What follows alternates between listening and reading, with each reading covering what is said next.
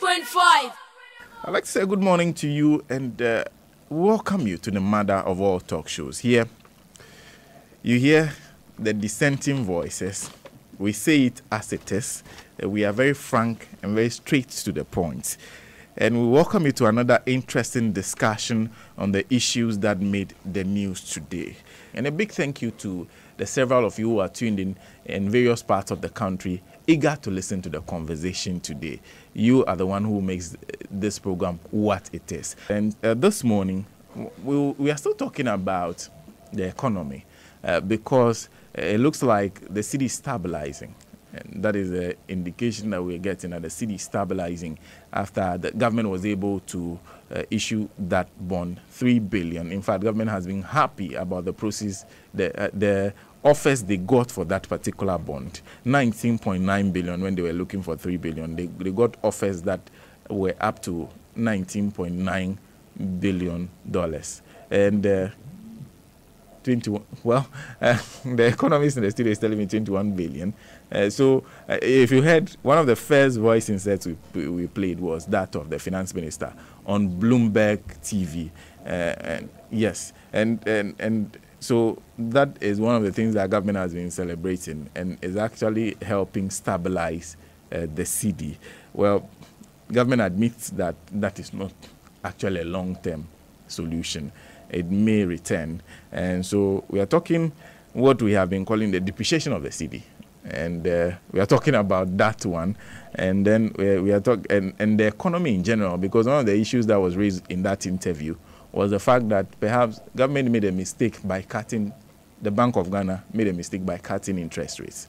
Because that's the major factor. If you read the reports by the Financial Times, Bloomberg, they are attributing that as the biggest reason for the depreciation of the cedi. And so we'll be discussing that. We'll be discussing the Eurobond and the fact that the IMF is exiting. We are exiting the IMF. And we will be on our own, even though the finance minister indicated that it will still be on, I think, Article 4, which means that they'll come in periodically and check out how we are doing as an economy. And so we are talking about that one. And secondly, we will talk about vigilantism and the exchange of letters between the National Democratic Congress and the New Patriotic Party. They seem to be making a headway because finally there seems to be some acceptance of that proposal that there should be broad stakeholder consultations. And so that is being accepted.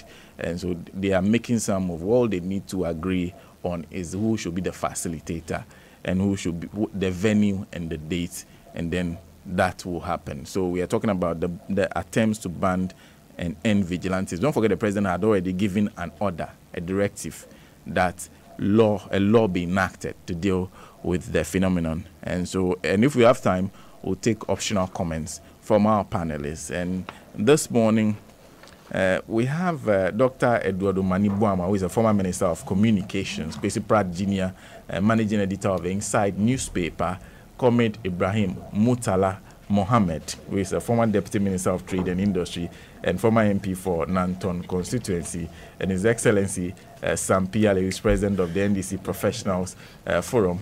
And we are joined particularly on the very first topic by Dr. Ebenezer Ashley, who is a fellow chartered economics and a financial consultant. And so those are the panelists who will be joining me. But before I introduce them, let me just share with you what's on the front pages of the newspapers that we have this morning. Let me start with the Daily Guide and the banner headline, "What a shock. 55 killed in bloody accidents, another 8 in central region." And also Detective Academy coming. Suspect bailed in GPHA officials' murder. Kumasi Mayor Lots Otumfo and asks violent politicians to recruit relatives. And that is by a certain Ose Asibe entry. Daily Graphic has horrific. Over 80 perish in 2 road accidents. So like I said, the figures are quite conflicting. And you can see pictures of the completely bent bus that about 35 people were on. They are all, as we have been told by the police, bent beyond recognition. And then on the front page of the Daily Graphic too is review regulations that infringe on women's rights, Shraj charges institutions, and also fire service to recruit 1,000 this year. Ghanaian Times, horrendous road carnage, over 80 killed in 2 road crashes. President extends condolences to bereaved families. And also assault of 3 Ghanaian Times journalists. President applauds interdiction of 3 cops. And 2,780 people displaced by Kokomba Chokosi gun battle. And finally, the Mirror has curse of a widow. Panic hits Choco over mysterious deaths. And psychiatric hospitals thrive on benevolent creditors. That's according to Dr. Akwesi Osei, who is in charge of Mental Health Authority. Guest guns down host. And also Ohima Efia Kobi Prempe fights cervical cancer. And comes to a beautiful picture of the Dr. Karen Pempe. So those are on the front pages of the major newspapers we have available to us. So you can get a copy and read all of them. So once again, welcome to the show. My name is Sana Nombo. Show is produced by Patrick Asford Boedu. And we are live on PAB MCGH on Facebook. I'll share the link on my Facebook page for those of you who are having difficulties getting access to it so that it can be easier for you. Just look for Sana Nombo, SENANOMBO. Patrick Asford Boedu is the producer of the show. And with a lot of support from the technical department, Mr. Rashid Tanko, Alhaji Rashid Tanko, and his and the other guys at the technical department, Richard Kwanzaa, Peter Kumasata, and Mohammed Kabori. Well, so we're starting the show this morning with the issues surrounding the economy, especially the depreciation of the CD. And like I indicated to you, I have Dr. Ebenezer Ashley, who is a fellow chartered economist and a financial consultant, joining us on that particular topic. So you start off the discussion for us. Dr. Idodo Manibama is seated as former Minister of Communications. Kwesi Prajine will join us, managing editor of the Inside newspaper. Comrade Ibrahim Mutala Mohammed, the former Deputy Minister of Trade and Industry and former MP for Nanton constituency, will also join us. And His Excellency Sam Piale, President of NDC Professionals Forum and a former High Commissioner to India. Doc, yes. Good morning. Thanks for joining us. Good morning. Thanks for having me. Well, so we are talking the economy. Yes. So what are your observations on what has happened so far in terms of talks about the depreciation of the CD and what the finance minister has been saying about the euro bond that was floated? Thank you very much. First, I'll say good morning to your cherished listeners and viewers, because I think it's a dual media at the moment. Yes, overall, the economy, as I've mentioned time and again, you realize towards the third quarter of 2016, we began as a nation to come out of the challenges we found ourselves in with regards to the sustainable development in our socio-economic development path. The last quarter of 2016 was not enough to, in a way, correct the challenges we had from 2014 all the way to the third quarter of 2016. And so it was difficult for people to come to terms with some level of economic gains made towards the last quarter of 2016. And there was a change in government. And true to expectation, the change in baton, the next athlete is expected to run faster so that there will be an eventual victory for the quartet. And that's exactly what we are witnessing. So the current administration is an improvement over where the previous one left off. And so overall, I would say we are leaping forward, because if we want to determine or find out if indeed we are doing well, then we would have to resort to strong figures to see if indeed it is good or bad.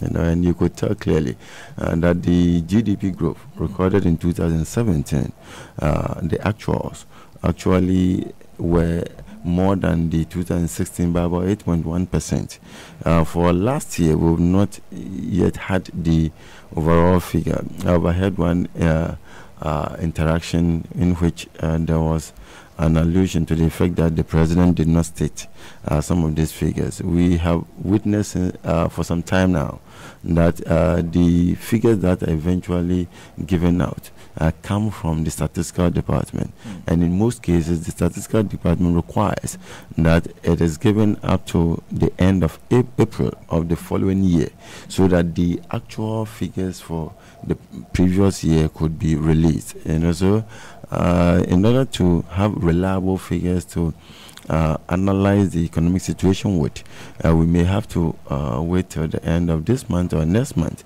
so that we could get that. But having said this, you realize as at the end of the third quarter, the GDP growth rate was about 5.6%. And this fell short of the expectation for this year. But it is also largely as a result of rebasing of the economy, which dated back to 2013 and did affect figures for the prior or preceding years. So overall, there is an improvement. Now, you also talked about the fall in value. You used the word depreciation, which we spoke about.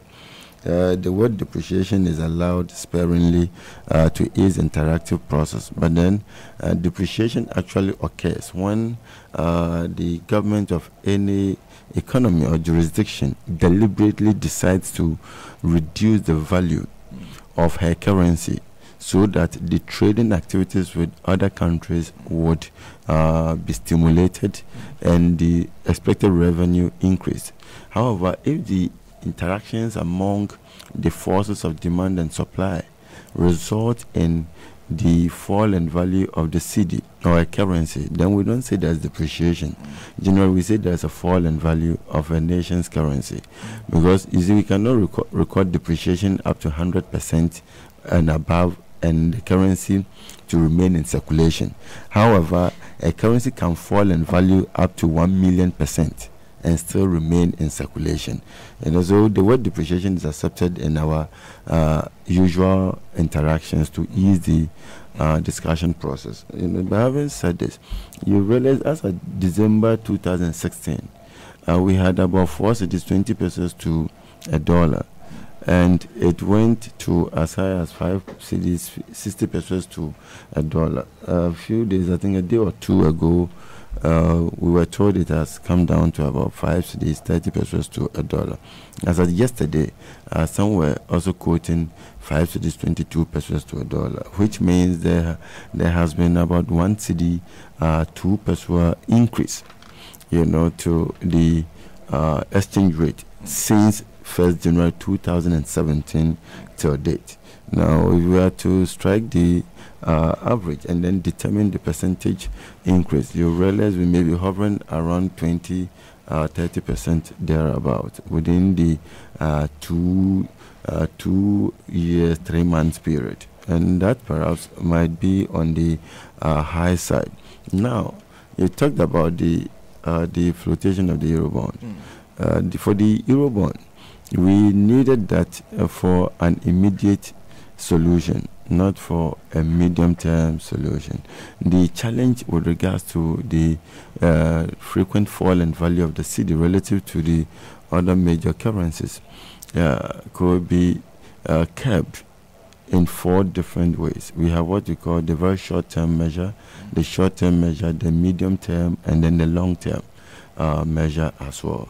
And so the effort by the finance minister to raise the Eurobond actually is in place. I'm sure your question is a preliminary one, which requires an overview. You want me to delve deep into the... Go ahead. Okay. Yeah, so the flotation in itself actually is in place. It is intended to help in a way avert an immediate challenge that would have as a nation. You talked about Ghana exiting from the Standard Credit Facility Agreement, and in its effect or in its wake come certain challenges. Notable among them is the decision by some external investors to cease forthwith rollover investment activities. In other words, when the investment date is due, they do no longer intend to continue with the investment drive, but would like to have their funds, given back to them. And such notifications actually come with the need for the country to look for funds to pay off the debts as they come due. As I mentioned earlier, some have been engaged in rollover investment. So when it's even due, as a nation, we do not have an immediate responsibility to look out for the funds, but we become mindful and conscious of the fact that they have this amount of investment. They've decided to reinvest plus the principal, and we expect that this is what will pay them in future. But if they are to, in a way, recoup their investment, then you need the funds to pay them off. I liken this to the situation where we have the Susuman who comes to the community with the card and then marks out. When a depositor informs the Susuman that come Monday I would like to withdraw my funds, then by Monday it behoves this Susu collector to come along with the funds to pay off, because there is a notification. That is exactly the situation we find ourselves in. The decision to end the extended credit facility agreement has resulted in some panic, withdrawal by some investors, and therefore you need to do the calculations and identify how many investors are willing to end their investment initiative at the due date. How much is the value of their investment? How much funds do you have readily available to meet the repayment? If the funds are not up to the expected level, what do you do to make sure that you are able to keep maximum amount so that the payment will not be a challenge to the entire nation? And that's exactly the initiative. So you realize the $3.2 billion reserve was expected to be augmented to $4 billion by the $800 million expected from the cocoa proceeds. Now the $4 billion, from all indications, were not enough, and that was the need for the $3 billion the euro bond to augment the reserve to $7 billion. And this ended up being 19.9. That's after the deduction, because the eventual amount was about 21 billion, which means about 7 times the expected amount was raised. And so 6 times more than what was expected actually was realized at the investment initiative. And that is actually a plus to all of us in this particular regard. Now, well, let me provide some explanation in addition. Some have raised concerns about the challenges we're likely to face with regards to ending the IMF initiative, and also the fact that some people are deciding to withdraw their investment. Clearly attest to the fact that it is not in good taste for us to exit the program, and that is actually not the case at all. Let's take them one after the other. If you look at the decision to withdraw the funds, the IMF is a very large institution with large following. There are many foreign investors who engage in the decision, let me put it mildly, to invest in another country based on the recommendations of, 1, the World Bank in terms of research, and then 2, the IMF, and then 3, the international credit rating agencies like Standard & Poor's. We have Moody's, we have Fitch, and to a very lesser extent Trading Economics, among others. So if the comments by the International Monetary Fund, the IMF, are not relatively favorable in the views of these investors, they may decide to withdraw their funds. And most of these investors are strongly, aligned with the IMF officials in a way. So they move hand in hand. Now, as a nation or as an institution, if you want to test the effectiveness of your initiative relative to existing investment challenges, then one way of doing so is by engaging in the roadshow that was organized in the United Kingdom recently. And that is intended to test your popularity economically, and then to see if indeed it is good to maintain the situation, or you have to, in a way, revise it. So the decision to raise the funds and ending with about 6 times in excess of what you were looking for actually speaks to the fact that the perception of the wider investor community about the Ghanaian economy is not as negative as we think. And therefore we are on course. One of the major indicators that this foreign investor community looks out for, especially in developing economies such as ours, has to do with the fiscal discipline. So we actually have budget deficit, and then we have the fiscal deficit. The budget deficit is basically in a year you have your expenditure exceeding the expected revenue mobilization. In the following year, it could be even, or you could even have a budget surplus. But if there is 2 or more consecutive increase in expenditure over the revenue, then we talk about fiscal deficit. And especially in years of voting, we realize it does happen that the expenditure is sometimes blown out of proportion. Fortunately for us as a nation, we've been able to stem this particular tide by making sure that at least for now there's a legislation. So we have the Fiscal Responsibility Act, which is actually in place, has been passed into law, and therefore it will be out of place for any government at all in a given year to roll out programs for which the expected expenditure would exceed the planned revenue mobilization by 5%. So now it is a law. If you expect to expend about 80 billion Ghana cedis on infrastructure, then the expected revenue shouldn't be less than somewhere 70-75 billion, such that, or even more, so that the difference will be just about 5%. So gone are the days when we would be recording perhaps 10%, 15, or 9.3 as we had in 2016. And the fiscal deficit in 2016 was 9.3.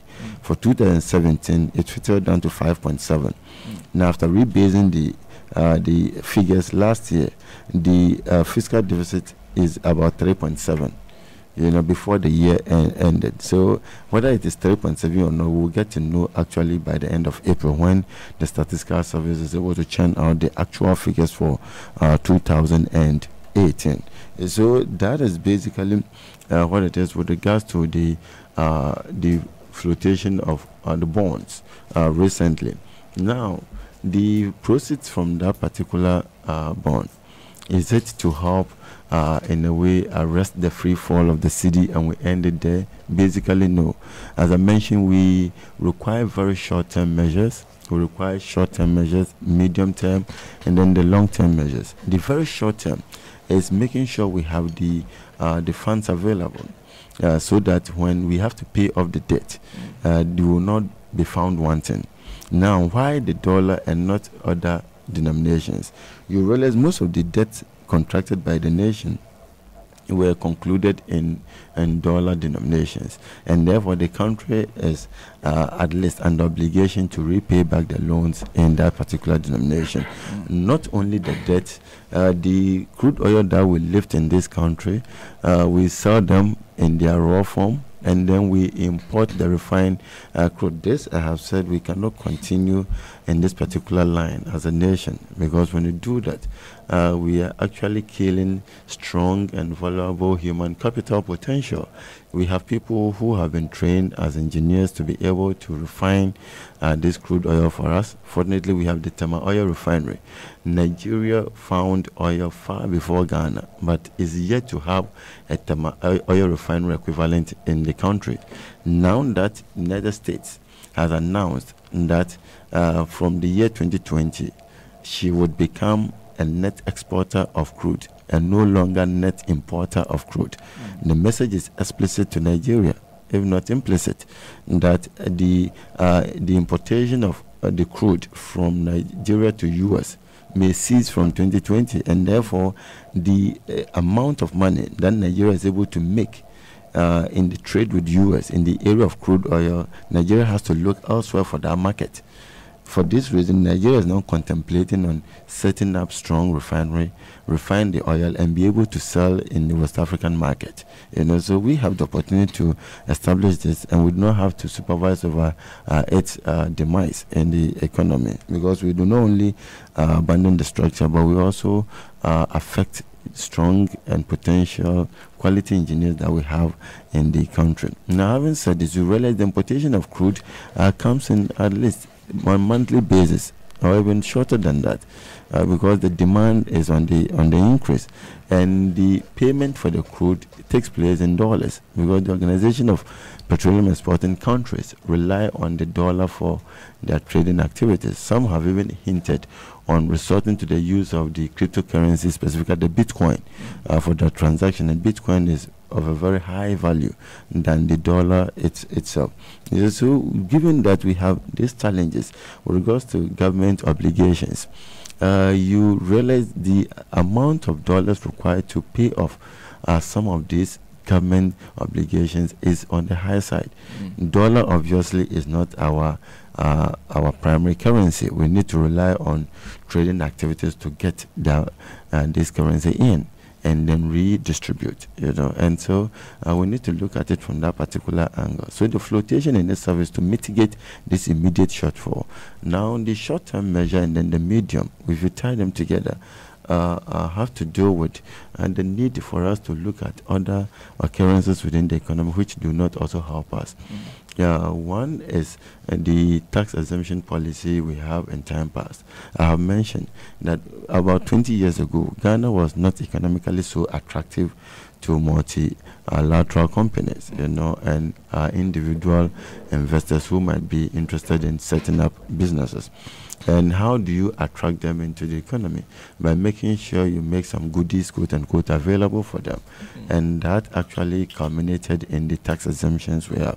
And so there is absolutely no room for any blame game here. It was needed at that time to make sure that we attract investors into the country. And if you are to liken it to the marketing strategy, it is where you have a fresh product in the market. It may be of a good quality, but if people have not heard of it, it may be difficult for them to patronize. So what do? You provide samples for people to taste. If they test and then realize, no, this is a very good product, you realize there will be what? There will be a rush for it. And so in time past, we resorted to 10-year, 5-year tax exemption provisions to make sure we attract people into the country. This was at a time that the number of good roads, the potable water, the electricity supply were all of a challenge to the nation, and therefore this investor might be leaving good socio-economic environment to come and invest in yours, and therefore you need to compensate the person for assuming such a risk. Now we've been able to improve on this infrastructural provision, and therefore in a pole position to review the exemptions we used to provide. 10 years could come to 5 could come to about 2 or 3, but we cannot take them out completely as of now, but we can reduce so that you see, when you provide the exemptions, not only that, there are provisions that make room for between, in some cases, 50 to 70% of the profits to be repatriated. And the repatriation in most cases is not done in the city denomination. Most of these business owners change or convert or exchange the cedi into dollars before they repatriate, and this also put on due pressure on the cedi. If you put the tax exemption policy aside, you also realize as of 2010, our Nigerian brothers and sisters were estimatedly about 3 million here after the 2010 census. Now, 9 years down the line, there are over 6 million in the country, and most of them commute between Ghana and Nigeria. And unfortunately for us, when they leave in Ghana to Nigeria, instead of going with the cedi and then exchange in naira, when they get to Nigeria, they exchange the cedi into dollars before they leave here. And this also puts pressure on our cedi. Ghana is a relatively small country with a high population, so some of these things put undue pressure on the entire economy. The relation between Ghana and Nigeria has improved considerably, and therefore it will not be difficult for people to leave Ghana to Nigeria with cedis and readily exchange into naira. other than looking for the dollar directly. So we have certain exchange transactions going on that do not actually require to take place, and they end up affecting the value of our currency. So this is also of a big challenge to us. Now you realize towards the end, the last quarter of 2018, the Bank of Ghana had to issue directives to the various forex bureaus that they should first take IDs. Second, they should also inquire about the purpose of exchanging the foreign currency, notably the dollar. But you see, the effectiveness of this particular initiative would depend on the forex operators and the individuals who go to exchange the money. If I should go there, you require my ID, I submit it. You ask the purpose for exchanging the dollar as I'm taking it to the US. It may be difficult for you to in a way, challenge my submission. You will exchange it for me. I exchange dollars and then end up with dollars in, say, China. Am I helping our cause or affecting what we're doing? So these are some of the measures that we need to look out for to make sure we are able to stem the current tide. So we have situations where the funds are exchanged for purposes not economically intended. And this is actually having an adverse effect on the economy. We've gotten to the stage where we have to involve the leadership of the Ghana Union of Traders Association. Some of the interactions with them reveal that they do not have much of a problem, engaging in the direct country-specific currency transaction. But some jokingly said, well, if you say we should go to China with Chinese currency, then we'll carry sackload of money to China. What it basically means is that the Ghanaian even stronger than the Chinese renminbi, which was formerly called the Chinese yuan. And so if our traders should leave Ghana and go to China with Chinese currency, what will happen is that the cost of even importing the goods from China will reduce, and the eventual prices of items in the market will even come down for us. And the good news for the trader is that you'll be able to sell more faster than you are currently selling. But adopting the dollar as an intermediary is just like going to the DVLA or going to the passport office for documentation and having a gentleman or lady there coming in to help, the Goro boy. Eventually the cost of acquiring or securing the driver's license or the passport will go high. And that's exactly the situation we find ourselves in. So whenever we use the dollar in importing items from China, whose currency is the Chinese renminbi or the yuan? We have items from United Arab Emirates, the capital being Dubai. I'm sure when we say Dubai, it will be easier for people to understand than United Arab Emirates. In this case, it's also dirham. That's the currency. So why do we leave the shores of Ghana with dollars to Dubai to bring goods into the country? The same applies to South Korea. It is the leading country when it comes to Ghana's importation of spare parts to Kukumpe, Abosokai, Swami Magazine, and other places. Their currency is won, W-O-N. So why the dollar in this particular instance? I remember on the day of the State of the Nation's address, I was on a particular TV station when they had people at Abosokai to interact with. The Queen Mother of the Ladies' Association over there stated clearly that they use the dollar in their trading activities, and therefore the government must do something about it. And this is most unfortunate. How do you import items from South Korea and then the city suffers at the hands of the dollar in this particular regard? And therefore the previous strategy of the engaging in cocoa syndicated loans, injecting into the economy, was not helping us at all. So we have to get to the bottom of the matter now, especially when research has proven that over the past 4 years and in the 5th year, Ghana's leading trading partner has been China. And the 2016 figure was about 5.98 billion US dollars. You see, so when you hear this, for some of us from the financial economic perspective, it's a bad news first. Why? Simply because this amount should have first been quoted in cedis or the Chinese renminbi, and then second converted into US to determine the equivalent. But it shouldn't have been direct currency transaction between the two nations. In 2017, it increased to about 6.67 billion, which translated into about 11.42% increase in the trading activities. So we cannot continue to toe that particular line. Why? What we end up doing is this: we create problem for our city, exchange into the dollars. When our traders get to China, they go to the forex market, deposit the dollars there, get the Chinese renminbi, go into the market to buy items with, and then return. So we help China to get more dollars, and even when you want a loan, China does not have to struggle to mobilize dollars from United States. They are already in the economy, and they just put them together and repackage back to you, and the interest connect. So we can reduce the pressure we put on our currency by towing down on some of these particular initiatives, and that is where we are now. And some of the traders, besides the sackload of currency, are also mindful of some of the I would say, initiatives, let me put it mildly, of the banks. Ghana as a nation discourages the capital flight, and therefore there are high charges for the transfer of funds from the country.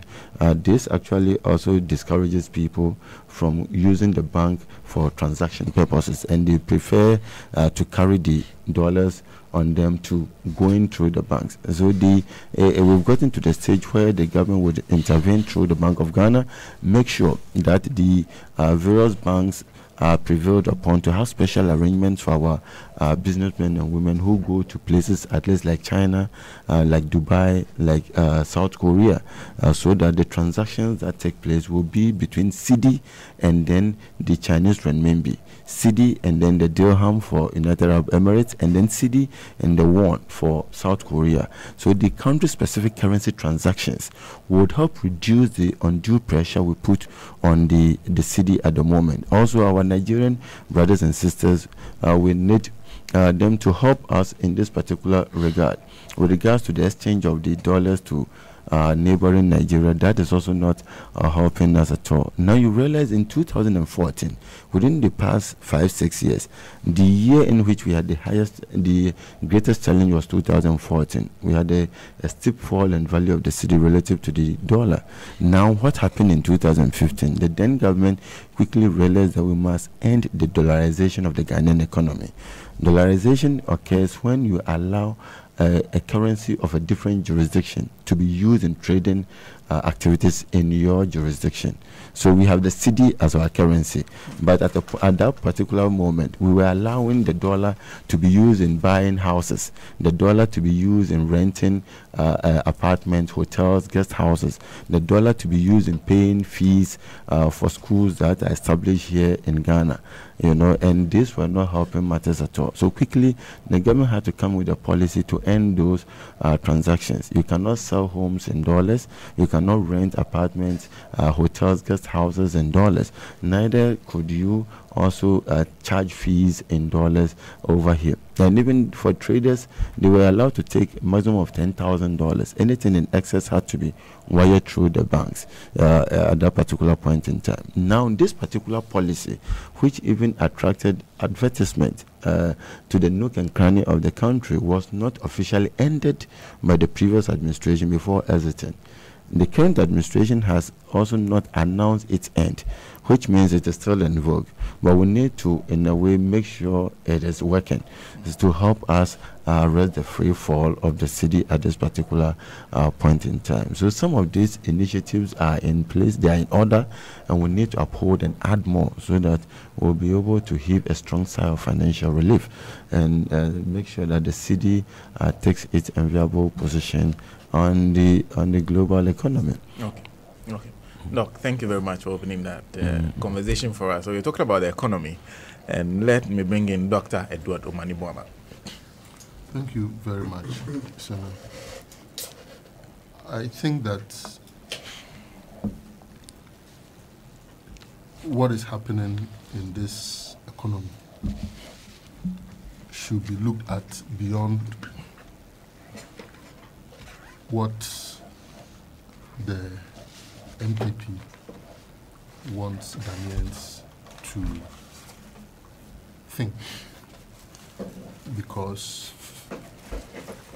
Ghanaians are the best people to tell the effects of the economic management of the MPP administration on us. And so sometimes when you hear them speak, you wonder. But for the purposes of this discussion, I take note of the fact that you want us to look at the depreciation of the CD, the minority press and statement, and what government has also said and done to counter it.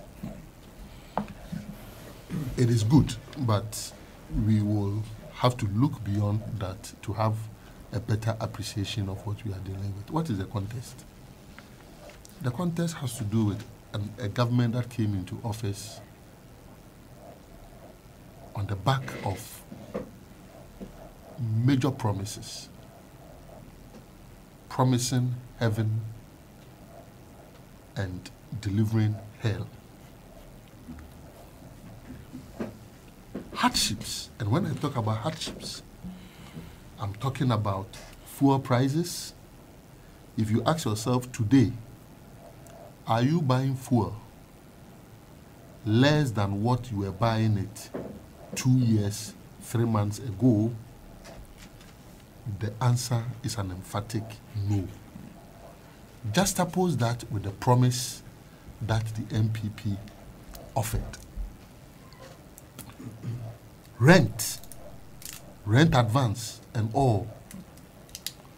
Young couples, people who are posted for national service and all. Teachers, nurses, doctors. Rent advance. Talk to the civil servants. Even releases for them to be able to push paper, for them to be able to do their work. Year in, year out, this government has been running acutely severe arrears. The job losses, I'm sure you are very much aware of the extent of job losses. Not just to talk about looking at the banking sector alone, because that is very obvious, and we have heard the victims constantly referring to the job losses. And I'm glad that Honorable Atufosin has taken his time to enumerate some of the reported job losses and potential job losses that this country is facing. And I'll mention a few. And I'm establishing the context within which we are discussing this whole exchange rate issue. Because sometimes when we raise the discussion to the levels of esoterics, we may miss out on the essentials that at the end of the day, this discussion, this economy must inure to the benefit of Ghanaians. Bottom line, because politics, basically, as defined by Harold Laswell, is about who gets what, when, and how.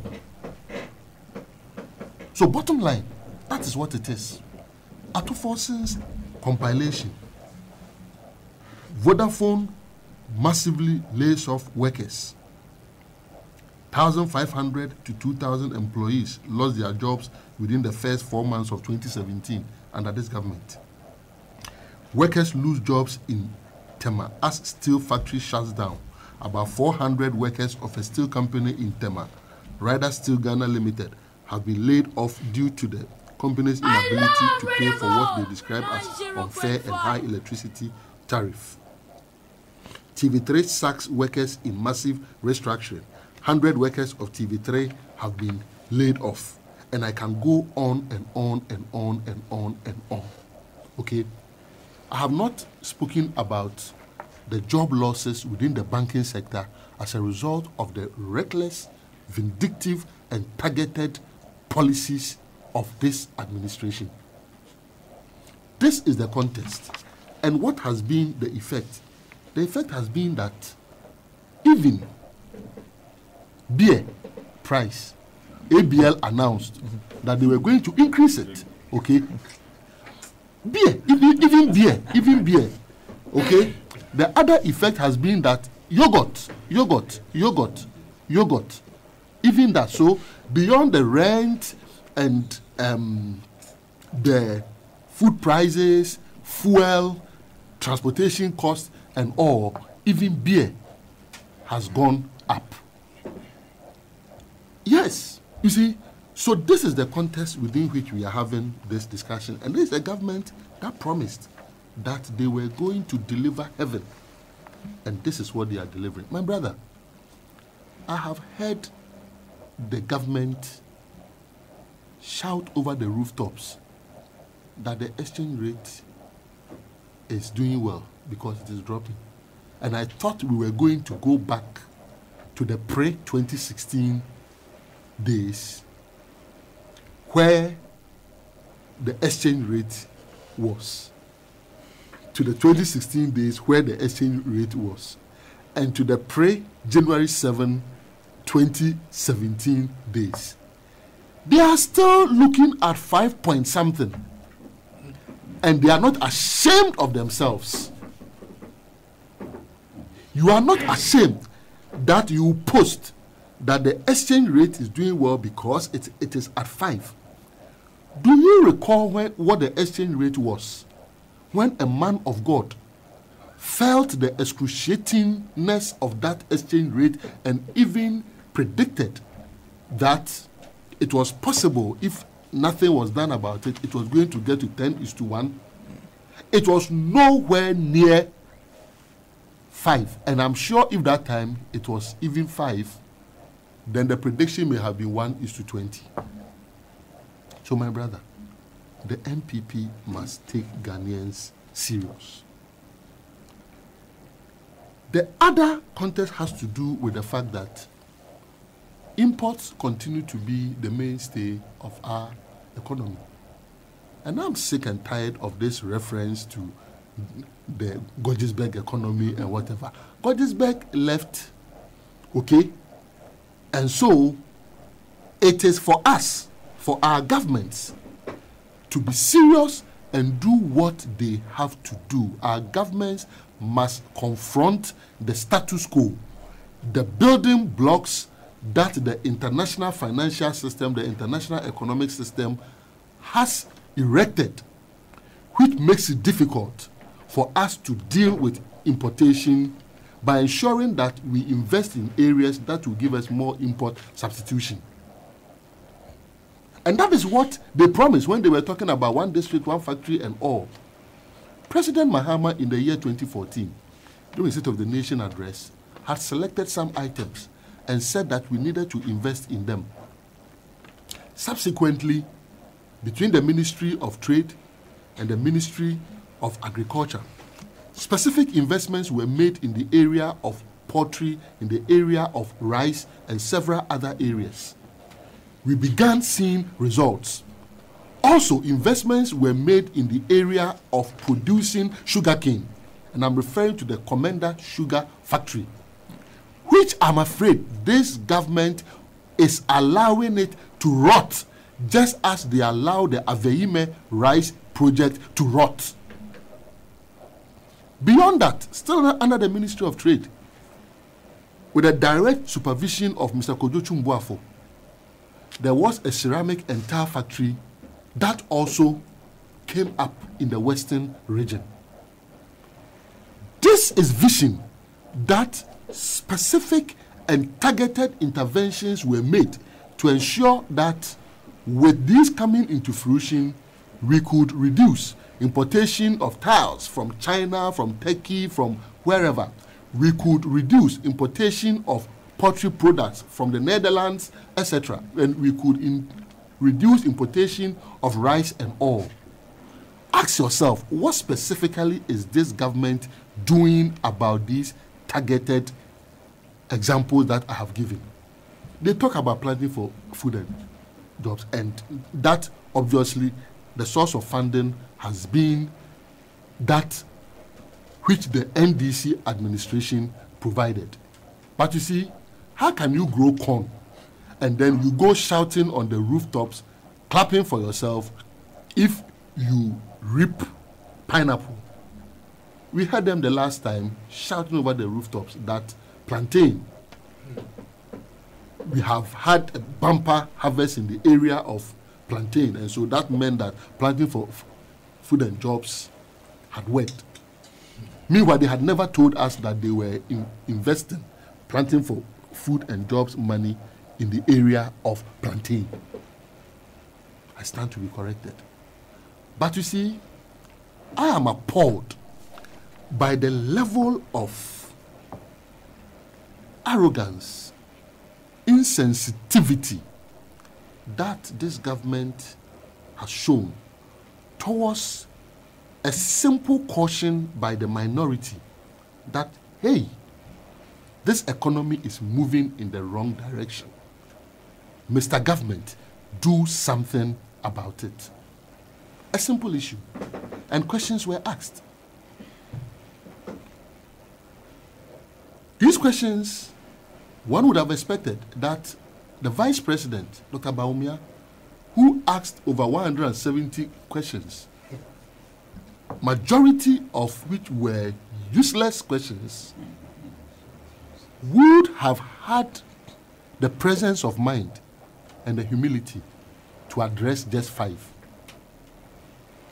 Unfortunately, the MPP, as intolerant to divergent views as they are, decided to adopt skullduggery.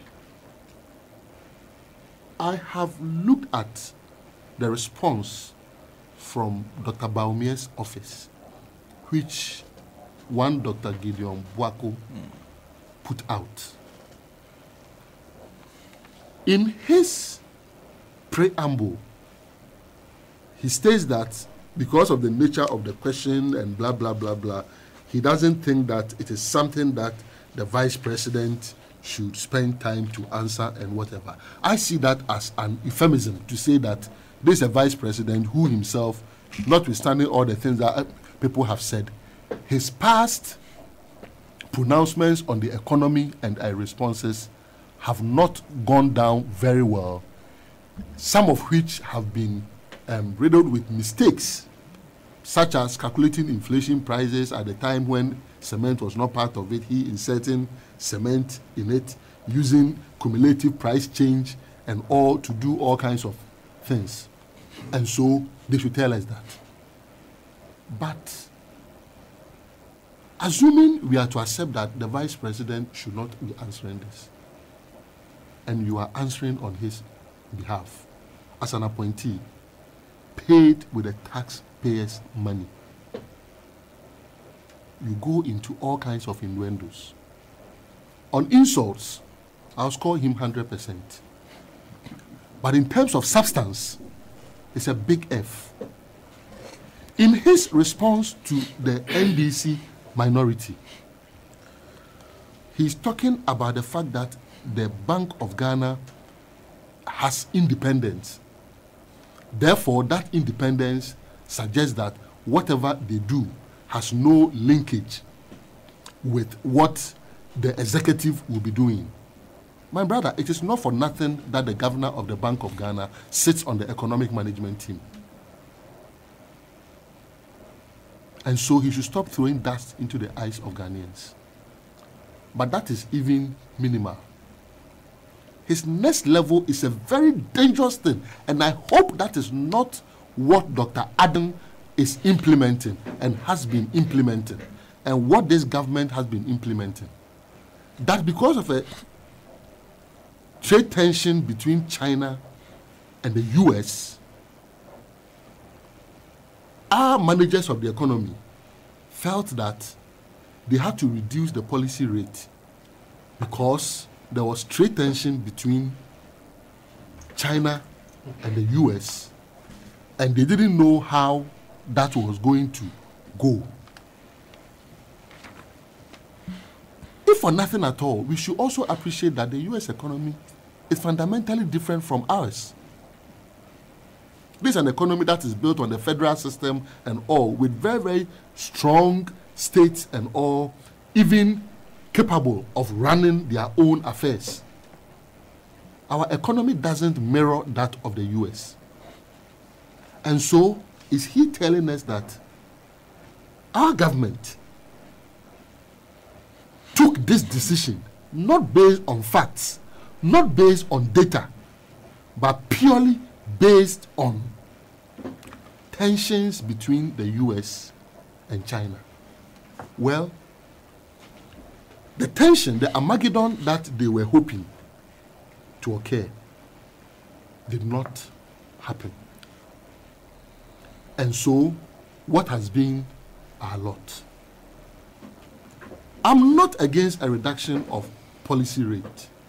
But you see, there is a reason why in this country we have not seen the pass-through effect of reductions in policy rates and that of the interest rates that we see at the banks. So if you want to stimulate growth within the economy and you go ahead and you say that it is a reduction of the policy rate because of a certain tension between the US and China, that is what is making you do so, they should check. The banks, they do a lot of interbank borrowing amongst themselves. So my brother, this kind of arrogance must cease. And this is not the first time that this government has demonstrated arrogance when questioned. And I'll cite a few examples.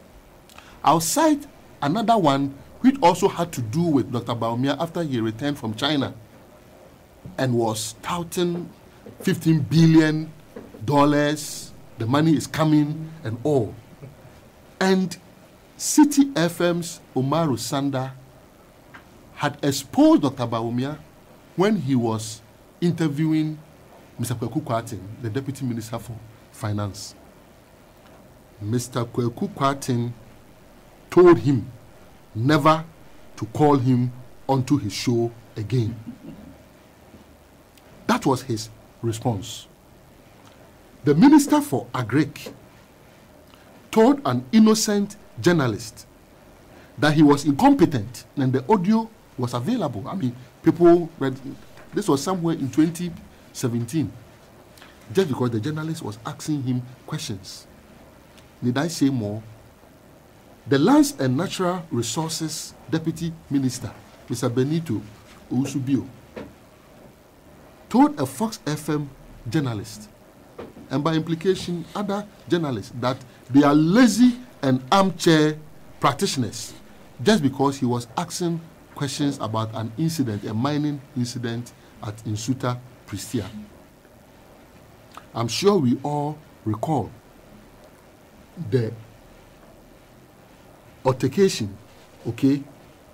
Should I even call it altercation? The assault on Honorable Okujeto Ablakwa when he was pursuing the $100,000 cash for seat bribery scandal. That was also done by a deputy minister.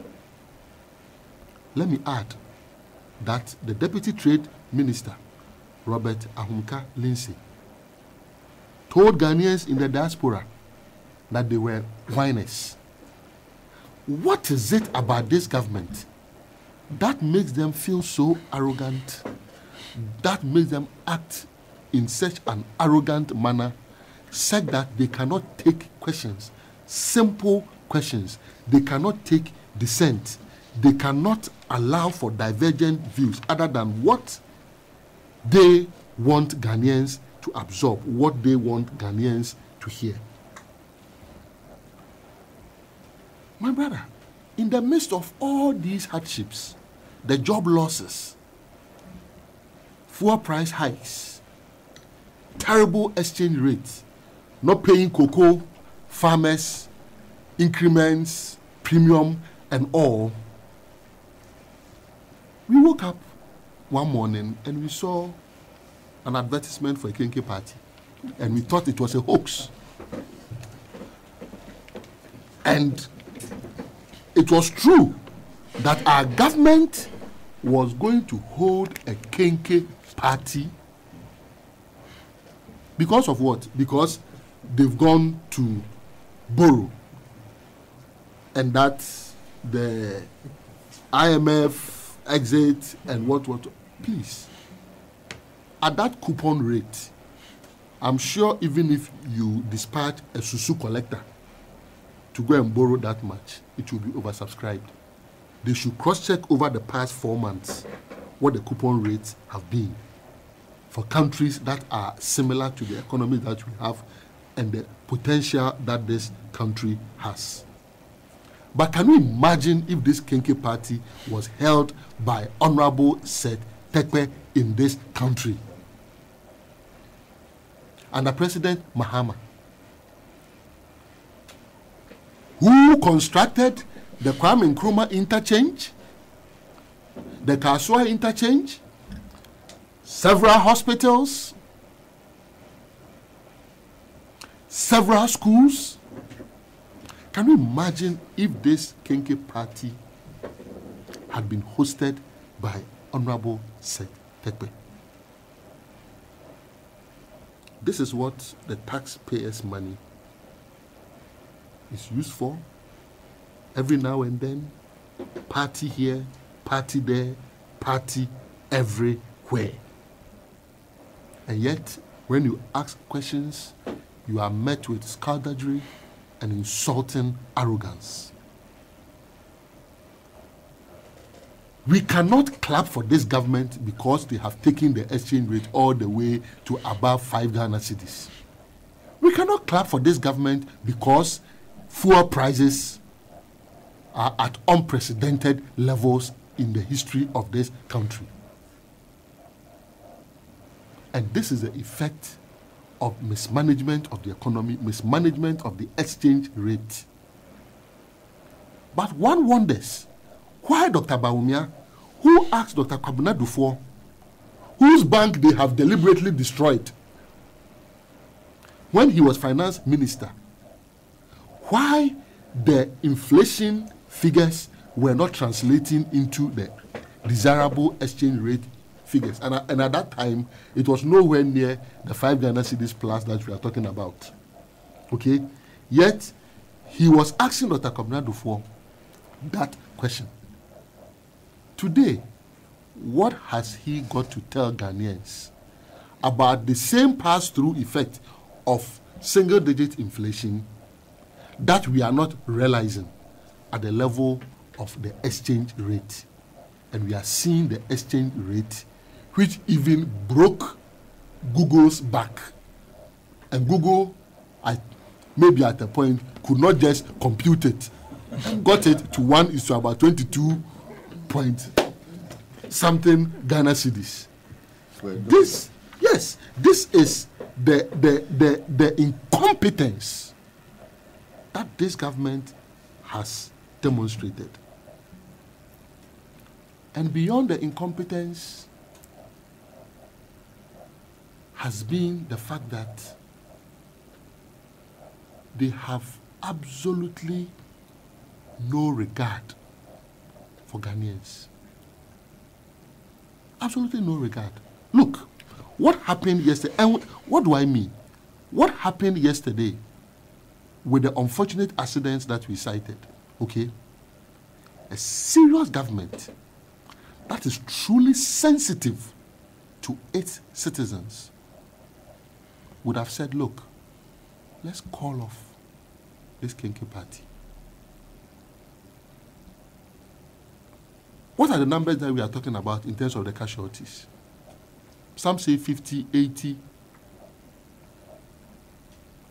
I say there are human lives that we have lost. Yet, this government does not care. This government will do whatever it has to do. And it's all because they say, Musukra na yeye no more.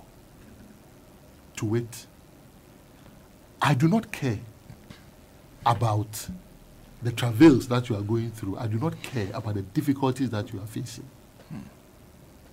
I'm certain that I will run a family and friends government. I'm certain that I will enrich my family.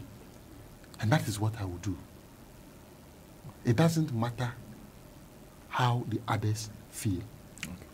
My brother, we are not living in normal times. If we are not careful, notwithstanding all the noise that they are pushing out about the stability of the exchange rate and that the rate of increase slow down and that it is dropping. I want it to drop. And I want it to drop to the pre-January 7, 2017 levels. And if they are true better managers of the economy, they should even drop it beyond that. Okay? Because this is simple. It was at a certain point. You say that you were a better manager of the economy. If you are a better manager of the economy, what should it be? You should drop it beyond where it was. And I'm not asking for too much. Because if it is true that it is dropping, and the drop is not artificial, then it means that a drop is possible. If that drop is possible, and they are better managers of the economy, then they should let the exchange rate drop first to the pre-January 7, 2017 level, by which time they would have equated their competence to that of the NDC. And if their competence is superior, and it is not, if their competence is superior, then they should drop it below the pre-2017 level. I know they will not be able to achieve this. Okay.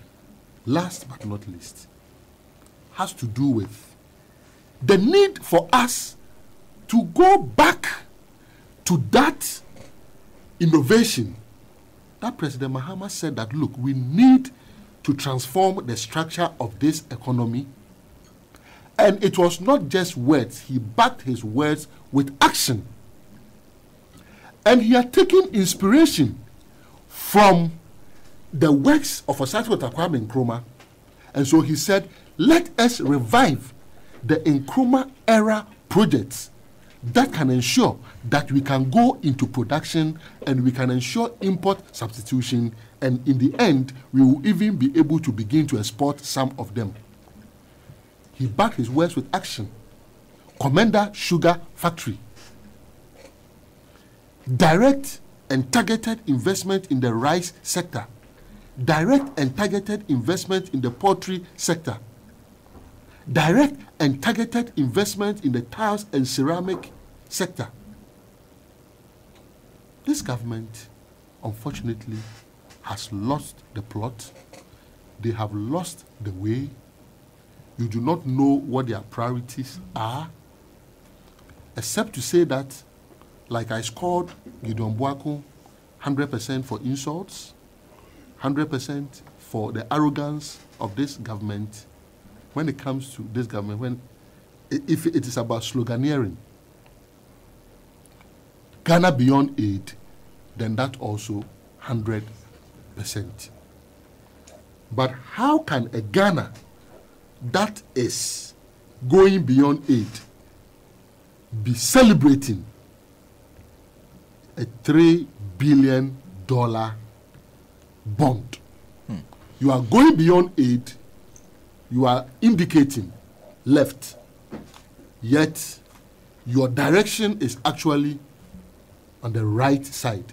You are going beyond aid, but you are celebrating a $3 billion debt that you are putting on Ghanaians. This is a confused government. Let Ghanaians decide once and for all to save this government from its own confusion. And the best that we can do for this government is to relieve them of the burden that they cannot handle come next year. Thank you very much, Dr. Edodo Manibwama. If you just join us, you're listening to the Mother of All Talk shows, Alhaji and Alhaji, our sponsors, Kulun Ghana Limited, TT Brothers, Franco Trading, Mobile Water. We are live on several affiliates across the country. A couple of you have been sharing your thoughts with us, don't forget you can also do that through our WhatsApp number. It's 0233 995905 0233 995905. This one from Nasser Adam says, Senna, good morning. Food imports have reached a record height of $1 billion. Wow. When we need only half of that to modernize agriculture and save up to $600 million per annum from food imports, and indeed up to $1.4 billion in export of primary processed agricultural exports. NDC MPP go to the ground and check the waste in the so-called investment in agriculture in the last 25 years. Today, research shows that 90% of Ghanaian farmers are below the poverty line, and you want food imports to reduce. That's coming from Nasser Adam. Let me read a couple more messages from the PAB MCGH Facebook page. Richard Obliama says, I am ashamed as Ghanaian. We celebrate for borrowing money. I wonder if it had been Mr. Tekbe. Edlock Fiamable says, Tony, Asili Tetefio Benjamin says, good morning, folks. I'm so happy to hear the voices of Mr. Kwesi Pratt, Honorable Omani Boama, and Excellency Sam Piale. CJ, I have gotten your message. Kwame Ejapon Dankwa says, for the convener of Crossfire, we were in this country when Dr. Baomia said the currency depreciation will expose whoever lies. Now, what is happening? He asked Lit Emisa Arthur questions. Was he referred to as an unpatriotic citizen? Why are they pushing to gag Ghanaians like that? Good morning to Chairman Ibrahim Musa Aval of NDC Okaikuri Central Constituency.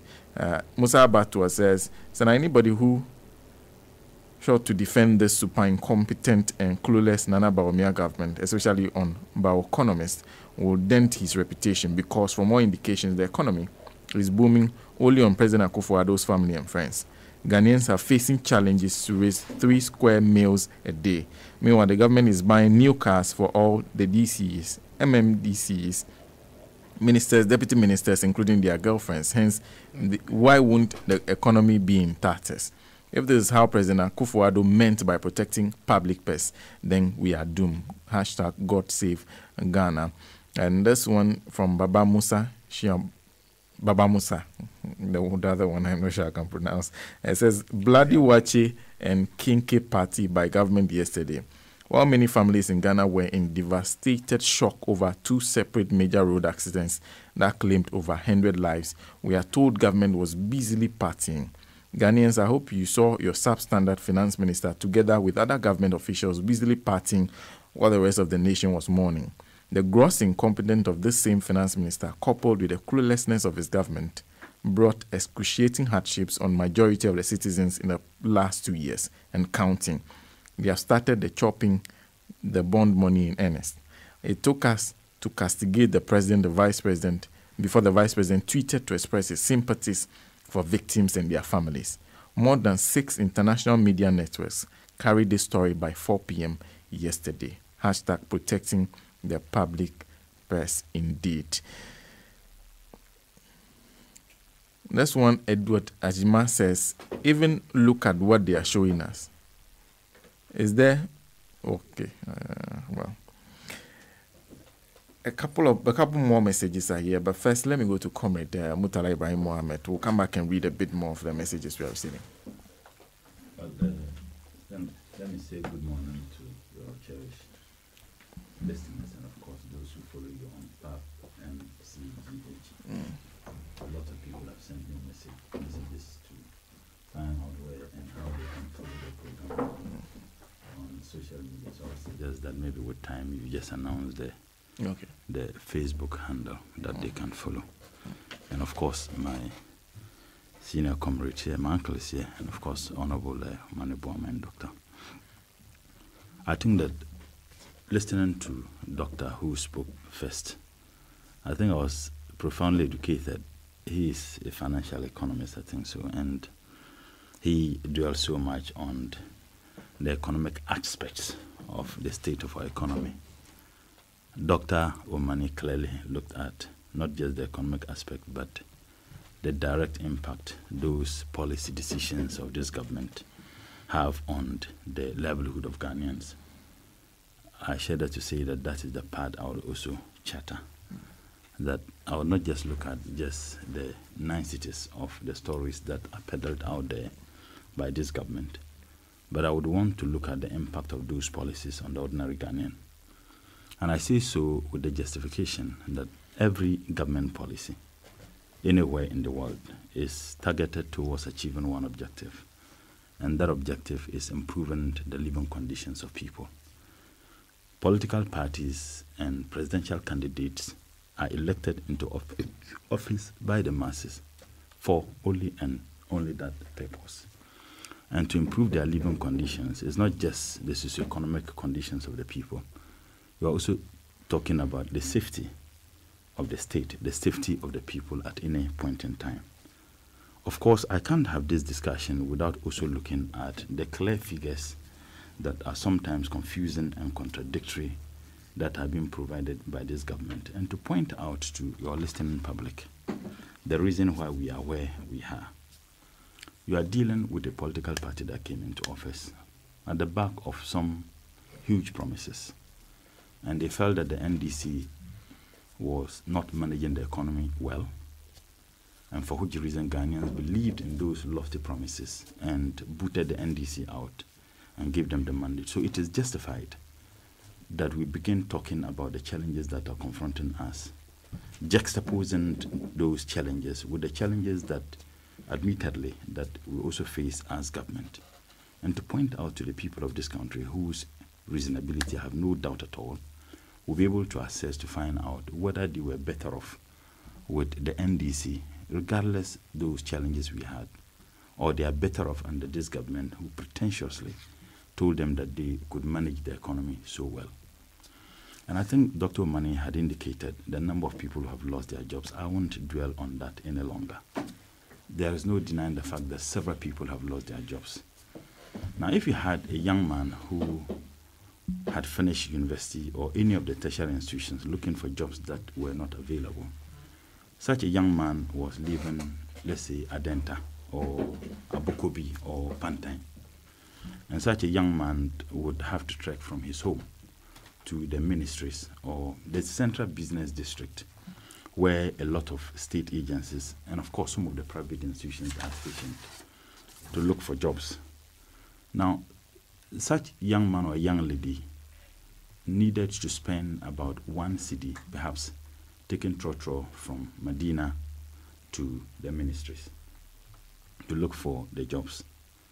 Now, the MPP took advantage of the desperation of such people, because they come, they won't have the job, they would have to manage again another 1 cedi to get back home. So it was on this basis they made the kind of promises they made, that they were going to create the needed jobs. Today, those jobs are not created. The young man would have to spend 2 cedis instead of the 1 cedis he used to spend to move from his place to the ministry and spend 2 cedis back. So the young man is now spending 4 cedis, in and 4 cedis, 2 cedis in and 2 cedis back, 4 cedis. When he was spending 2 cedis without getting the jobs, now he's spending 4 cedis and still not getting the jobs. I ask a simple question, and whoever is listening to us who, unfortunately, is in this bracket of desperate, able-bodied, well-qualified young people who are looking for jobs, are you better off with the state? Or you are better off even under the state that you didn't have jobs, you still do not have the job? 2, such a young man could leave home maybe as early as 5:30, look for jobs, because Accra, if you have something to do around 7 o'clock, depending on the area you are, you would have to leave home very early. Such a young man could leave home that early without much fear of being attacked or kidnapped. Today, such a young person will be asking himself that, based on the information of kidnapping and violent attack on ordinary citizens because of the decay in the security of this country, would he be able to live that? I ask that young man or young lady, are you better off or you are not? 2, such a young person, even though had finished university and was still looking for an opportunity to be engaged, his parents perhaps had something to do. The mother perhaps was selling wachi or selling something on on the street somewhere. Now, fuel prices have increased unabatedly, even though this government promised that they were going to reduce fuel prices. And they said that Bawumia, if I can quote him, he said that it was wicked on the part of government to increase, or that it was a clearest insensitivity and wickedness on the part of the NDC to increase fuel prices. At the time when fuel was being sold, a gallon was around 14 cedis, or a little below 14 cedis. Today, the same gallon under the very people who promise, manners to fall from heaven, a gallon of petrol is now being sold over 22 cedis, and it is expected to go high. Now, clearly, fuel prices have increased. The mother who used to buy things to manage, to take care of the family, or the father is now struggling because cost of production has increased. The prices of the wache she used to sell has actually increased, so people are no longer buying a lot of wache. Maybe people will struggle with face the wall, which ideally they wouldn't have loved to eat if they had the opportunity. So the position, the state of that gentleman or that young lady has become, in fact, exacerbated. He's now in a more desperate and precarious situation than he was when the NDC was in power. Now, what this government then said was that they were creating the needed jobs, and they came with NAPCO. And I have repeatedly asked myself that we need, and particularly you journalists, sadly, a section of the Ghanaian media, when this government zigs, they zag. We need to begin asking questions. The figures that this government itself has indeed presented, they told us that they had recruited 100,000 jobs under NAPCO. And they told us, per their own communication, on the very day the NAPCO was inaugurated, that they brought 100,000 people to Independence Square, when we all know that Independence Square doesn't have the capacity to contain even 50,000 people there. Yet, it was pushed down our throat that they brought 100,000 people. Now, again, the same government said that they were going to pay each beneficiary of NAPCO 700 Ghana cedis a month. And they said 100,000. If you multiply 100,000 by 700, that will give you 70,000. Sorry, 70 million, isn't it? So 100,000 times 700, that will give you 7 million Ghana cedis. Now, if you multiply the 7 million Ghana cedis by 12, how much is it? No, not 7 million. If 100,000 people times 700, to give 70 million. 70 million, not 7 million. Now, if you multiply the 70 million, so that's, the government was going to be spending that a month. If you multiply the 70 million by 12, it will give you 840 million. Yet, in the same financial statement presented by government, the allocation for NAPCO was 400 million. I mean, clearly, you don't need anybody to tell you that this government was deceiving people. I have worked as a deputy coordinator for a similar program before, the National Youth Employment Program. And I know that the 400 million that was captured in the financial statement included setting up offices across the districts and the regions. And I can tell you, the list you need to set up offices across all districts and regions should not be less than 200 million. Because you need to have office accommodation, you need to find even motorbikes for districts and sometimes vehicles. Now, granted that they had even provided the office accommodation, 400 million. 200, I'm just granted that they even do. So clearly, and the government had also, and see, run the government is not like, with all due respect to those who sell Kili-Willy on the streets, it's not like selling Kili-Willy, where you decide that today I will sell, today I won't sell. Today I'll sell at this quantity, today I won't sell at this quantity. Running the government, particularly implementing a policy such as this, you need to scale and you need to have a parliamentary approval and appropriation to be able to determine how much you spend and where you are getting it. So clearly, you didn't need anybody to tell you that this government was lying to the people of this country.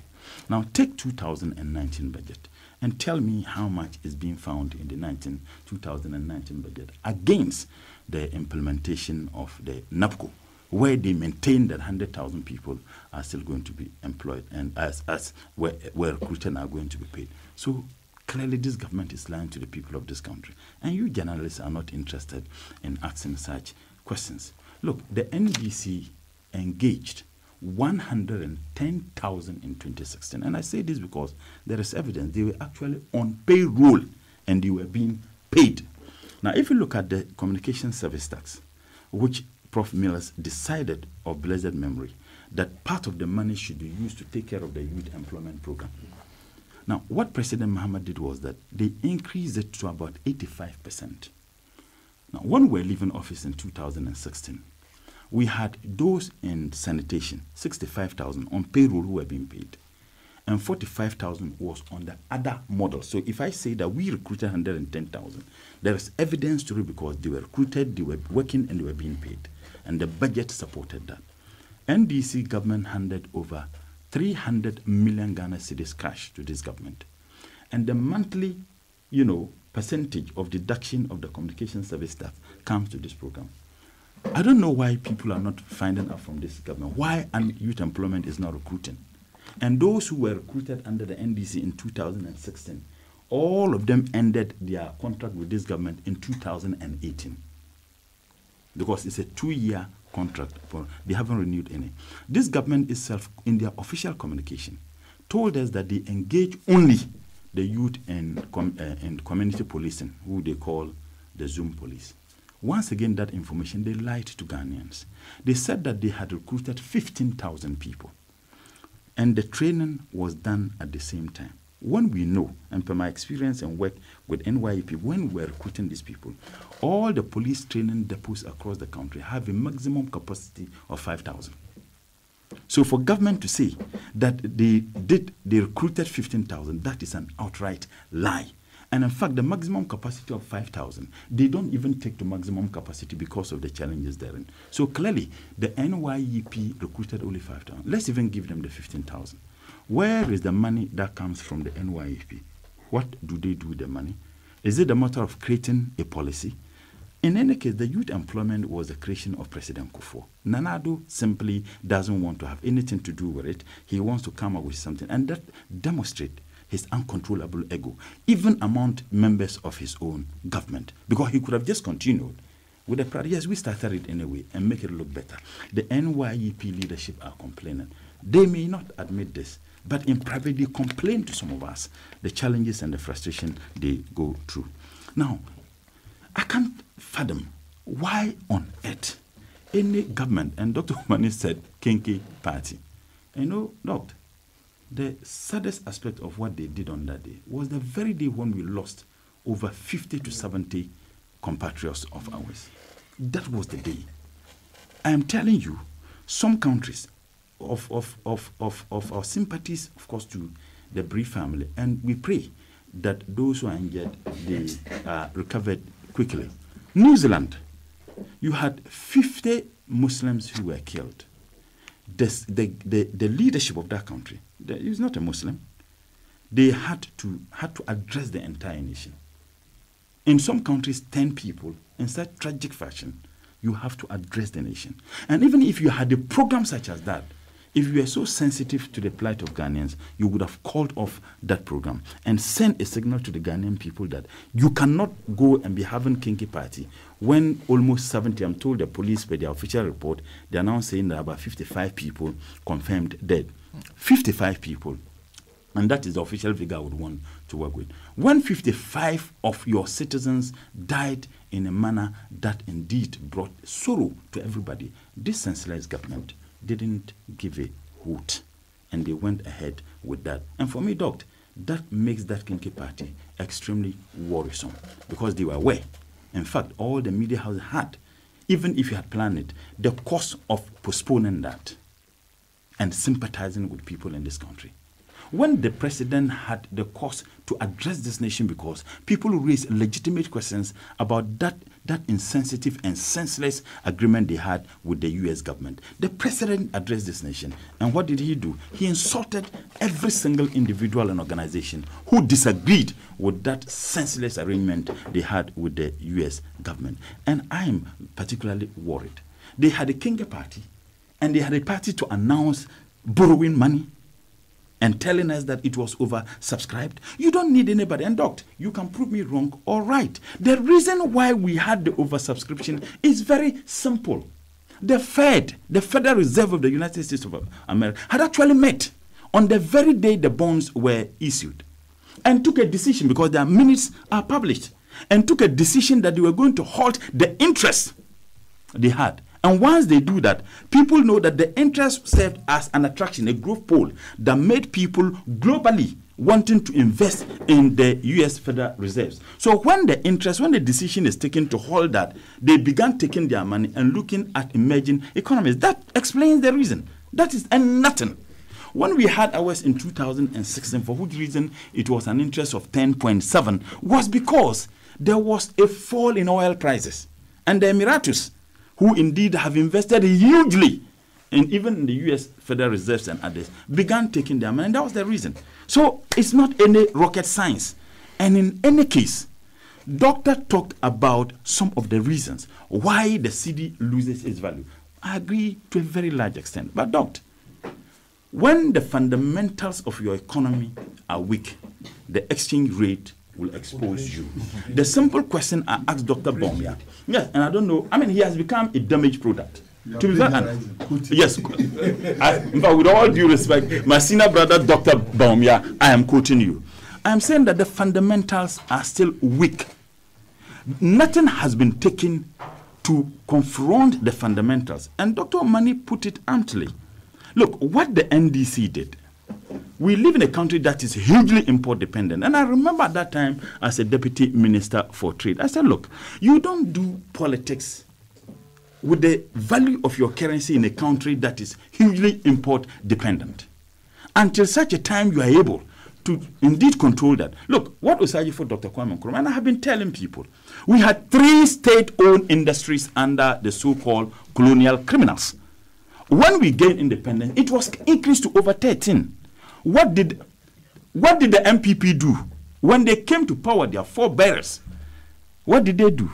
They closed down those state-owned industries with the flimsiest and wicked reasons that they were owned by communist state or they were supported to be built by communist state, and therefore those industries ought not operate, regardless the jobs that those industries created for the people of this country. They were closed down. And that was the beginning of the challenges we have had in this country. Now, the NDC had direct interventions because we realized that, look, we were spending at that time, even as recent as 7th January 2017, when the super incompetent and super corrupt government was being sworn in, we were spending less than $500 million in the importation of rice in this country. Today, rice alone and poultry, over $1 billion. Over $1 billion. Now, can you imagine? And I was having a discussion with one of the leading guys of MP, and I asked him a simple question. If this government had indeed continued with what we did at the Ministry of Trade and the Ministry of Agric to ensure that there was a restriction in the importation of rice into this country, we would have been saving this country about $500 million. So what it means is that every year we take at least $500 million addition out of this country. Now, if the argument is that we need to encourage, people using the currencies, as Doctor put it, of the countries with which they engage in this trade, yes, that could be but the fundamental is that ensure that people don't even import things you have the capacity to produce. Avema rice product is abundant. No, but Doctor, the Avema rice product, and I'll tell you, in 2014, as a result of measures put in place by the NDC, there was an increase in the production of local rice by 60%.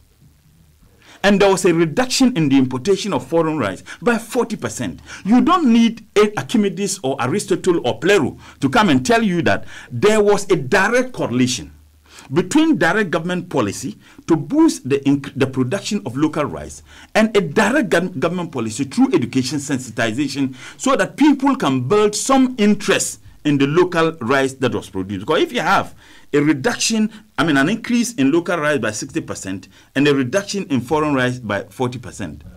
As a matter of fact, the document some of us turned on under the previous administration through the Ministry of Food and Agriculture pointed to the effect that the steady increase in rice production was expected to end rice importation in this country by the middle of this year. So the year has not ended. That's why I'm quiet on that. The difficult, if it has been sustained, let's presume it is sustained because it was intended to steadily increase rice production in the country and also ensure that by the By the middle of this year, would have Doc, you have the opportunity. I'm just complimenting the statement. Doc, it's just to add up to it. Doc, the frustration. Yes, I know. But Doc, the frustration is that, as a matter of fact, there has been a reduction by their own figures of rice produced in this country, and there has been a surge in the importation. So all the gains that we have been thrown to the dogs. So the target that by the middle of this year we should have that, it's completely gone. That is out. Now, look at the ceramic factory he talked about. We're spending a lot of money in the importation of tiles in this country. We still spend a lot of money. What has happened to it? And I don't know how many times I would have to comment on the Commander Sugar factory, because repeatedly the lies have been peddled over and over, even in the eyes of obvious evidences. We went into an Indian Exim Bank loan facility. The loan was in 2 tranches. One was to be used to build the factory, and the other one was to be used to produce enough raw materials to feed the factory, the sugarcane. Remember that those areas, they have been engaged in sugarcane production for centuries, and they still produce the sugarcane. In fact, a lot of the breweries, they get their sugarcane from those areas. So it's not like that place was not fertile for sugarcane production. They have been engaged in sugarcane production.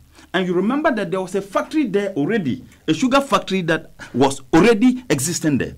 So the NDC revived the need to have this thing done. Now, I have listened to so-called neutrals and financial economists. Thank God that, Doc, you haven't made that uninformed and political motivated comments. That how can you go in and build a factory when you do not have raw materials? And I said, wait a minute. The factory building was supposed to take 2 to 3 years to complete. When you plant sugarcane, it takes maximum 6 months for it to be enough for germinator for harvest. Now, what are they suggesting? That we should have started planting the sugarcane. You plant a 6-month harvest, put it down. Another 6-month harvest, put it down while building the factory. What they need from sugarcane is not the sugarcane, it's the water. It's the liquid they need that they use to produce the sugar. Now, if and let me state this, perhaps for the last time on this program, the contractor was supposed to finish his work in December. The contractor completed building the factory in June, 6 months ahead of the scheduled date. Now, if a contractor is asked to do that, the contractor needed to hand over. And before he hand over, he has to do test running so that government could be certain that, yes, what we have asked you to do, you have done that. That was what was done. And everywhere in the world, go to Seychelles, Brazil, sugarcane, when they produce, they use 6 months to produce sugarcane continuously and use the other half of the year for maintenance because the machines run 6 months. That's what they do. And sugarcane is seasonal. So once you do that, you produce the sugar, you use that time to do other maintenance work and other value addition of the sugar that for commercial, commercialization. This was how we did. And you know why President Mahama did that? President Mahama gave direct financial assistance to pharmaceutical companies because we realized we're spending a lot of money in the importation of pharmaceutical products. But we also realized that our pharmaceutical companies in this country were so competitive that the WHO itself indicated that the medicines they were producing could be used anywhere in the world. They could match any pharmaceutical product produced anywhere. The only challenge they had was the capacity to produce more to feed the domestic market and even export, at least in the neighboring countries. So there was direct, and thanks to Honorable Harun Idrisu, then when he was the Minister for Trade and Industries, direct financial assistance were actually given to selected pharmaceutical companies. And the results was massive. Now, we then also realized the reason why the sugar factory, that if for nothing at all, the pharmaceutical companies spend a lot of money importing sugar for their product. Now, even if the Commander Sugar Factory, of course, will not be enough to provide our sugar need. At that time, we were spending close to $70 million annually in the importation of sugar. Now, at least, even if they provide the sugar need for this, or half of the sugar need of this factory, these pharmaceutical companies, the money is given to them wouldn't be spent to import, sugar into this country. Now, you know why? After the factory was built, we started planting the nurseries. We got the land, thousands of acres of land. And then we started the process to access the $24 million loan for the use of the raw materials.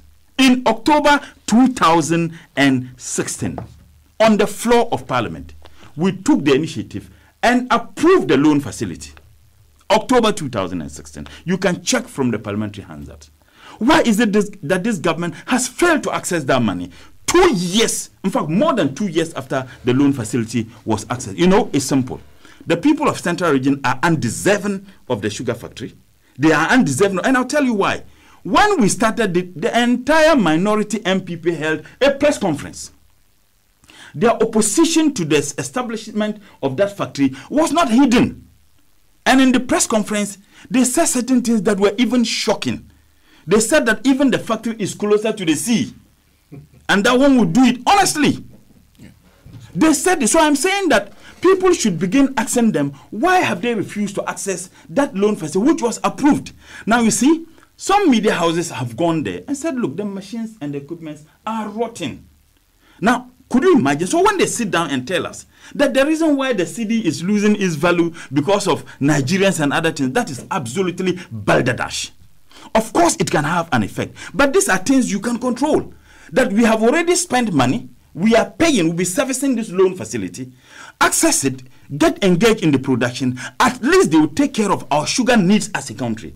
So the money that we would have spent in the importation of sugar, we will no longer spend that money in the importation of sugar. You simply can't do this. If this is not wickedness, then I would want to know what can be qualified to be wickedness. But let me conclude on this.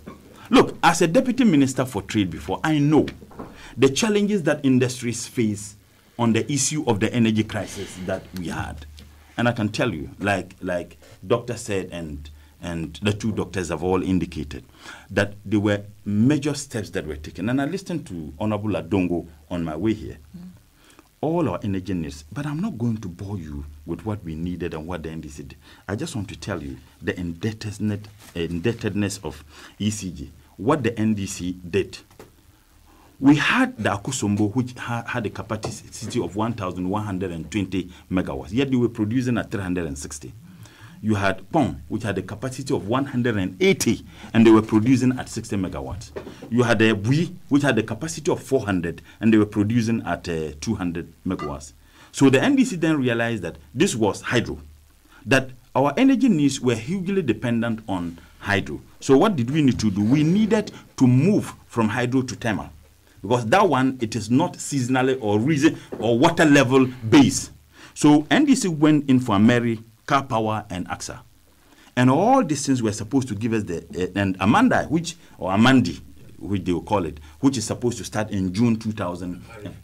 Amandi, which is supposed to start in June 2019. So everything that the NDC did was. Now, we also realized that we're depending so much on gas from Nigeria. So Nigeria were at the beck and call of Nigeria, depending on when they also need the gas, that we could not get it. So government went in for the Atuabo Ghana gas, and then they went in to have a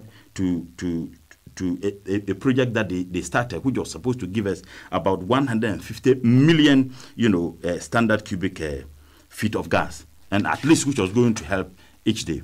Now in 2015, the NDC went for the ENI. The ENI project to ensure that we had our own gas so that we no longer depend on Nigeria. But aside that, Gridco, VRA, ECG, Netco, to be able to solve the liquidity, because most of them were indebted. Okay, so we came out with the ESLA, that is the energy sector levy. And this thing actually generated a lot of money. You know why? In 2016, you had 725 million ECG alone. They made profit. 725 million. Gridco, 69 million. And Netco made losses of 1.39 million. Now, how come under the MPP in 2017, ECG that was making profit of 725 million, Gridco 69 million, and Netco making a loss of 1.3 million. As a matter of fact, they even used the MPP used the ESLA to go in for the 4 billion euro bond. And one was expecting that if they were already making profit and you use the viability of those, the ESLA that was done as a collateral to get a bond of 4.2 billion, then one expects that you would want to augment the work of this that were on the path of salvation. because they started making profit. But Senna, the irony was that in 2017, they actually made losses.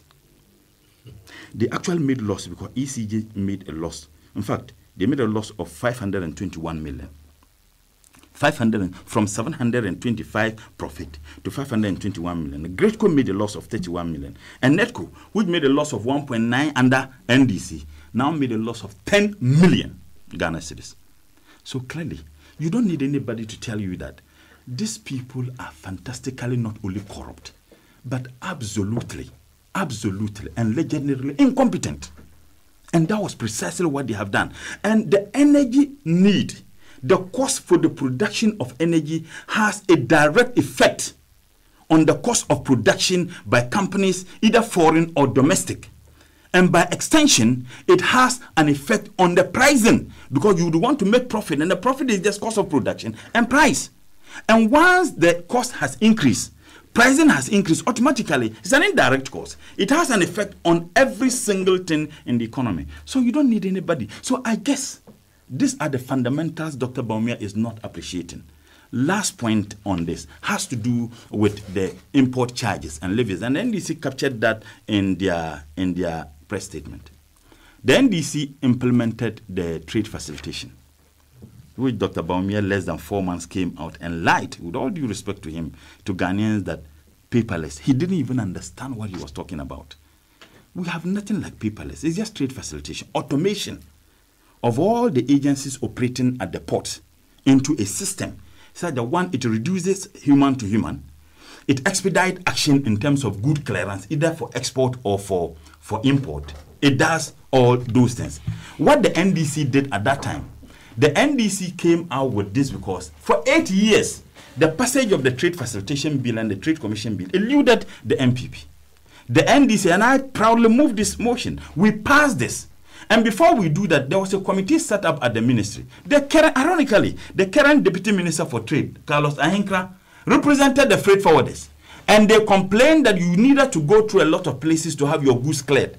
Demurrages alone were in excess of $100 million annually. Now, we did all this. There was a woman who had indeed implemented same in Nigeria. The Nigeria's economy is far, far bigger than ours. Their import and export far bigger than ours. A Ghanaian woman, the West Blue consort. I led the team to Nigeria. We saw what they did. Now we brought this woman, and then we started. It was left with one agency to be put on the system when we lost power in 2016. And by the time this government was sworn in, that particular agency was also brought on board. They hounded this woman, the extent to which the woman had to sell the company to Dubaians from Dubai, Arabs from Dubai, who care less about what we go through in our import. What they care more about has to do with the profit margins. And that has occasioned the excessive increases in the charges at the ports. So you cannot say the fundamentals, yet in one breath you come out and say paperless, taking credit of something he knows nothing about without even acknowledging. As a matter of fact, Dr. Omani reminded me to acknowledge if the fundamentals of your economy are weak, the exchange rate will expose you. I urge my senior brother to do that. But I would appeal to him to hold another lecture, not come and give a speech. And I would suggest that this time around it is held in Wale Wale, his hometown. I will be glad to participate in it. Thank you very much, His Excellency. Let me bring His Excellency Sampiale. Well, Senator, I want to use this platform to appeal to the Minister for Environment that in 1998, General Arnold Kwenu, the then chairman of the EPA board, mobilized soldiers to plant trees along the Wager Dam. The trees there. Minister, if you are not passing there, today, all the trees are being cut and people are building houses and stores along the Wager Dam. Please, this is our national asset. Take immediate step to go and protect it. Beside that, you see the overhanging cliff there. People have dug under it, and with a small shake in the earth, it's possible that we may lose the Wager Dam.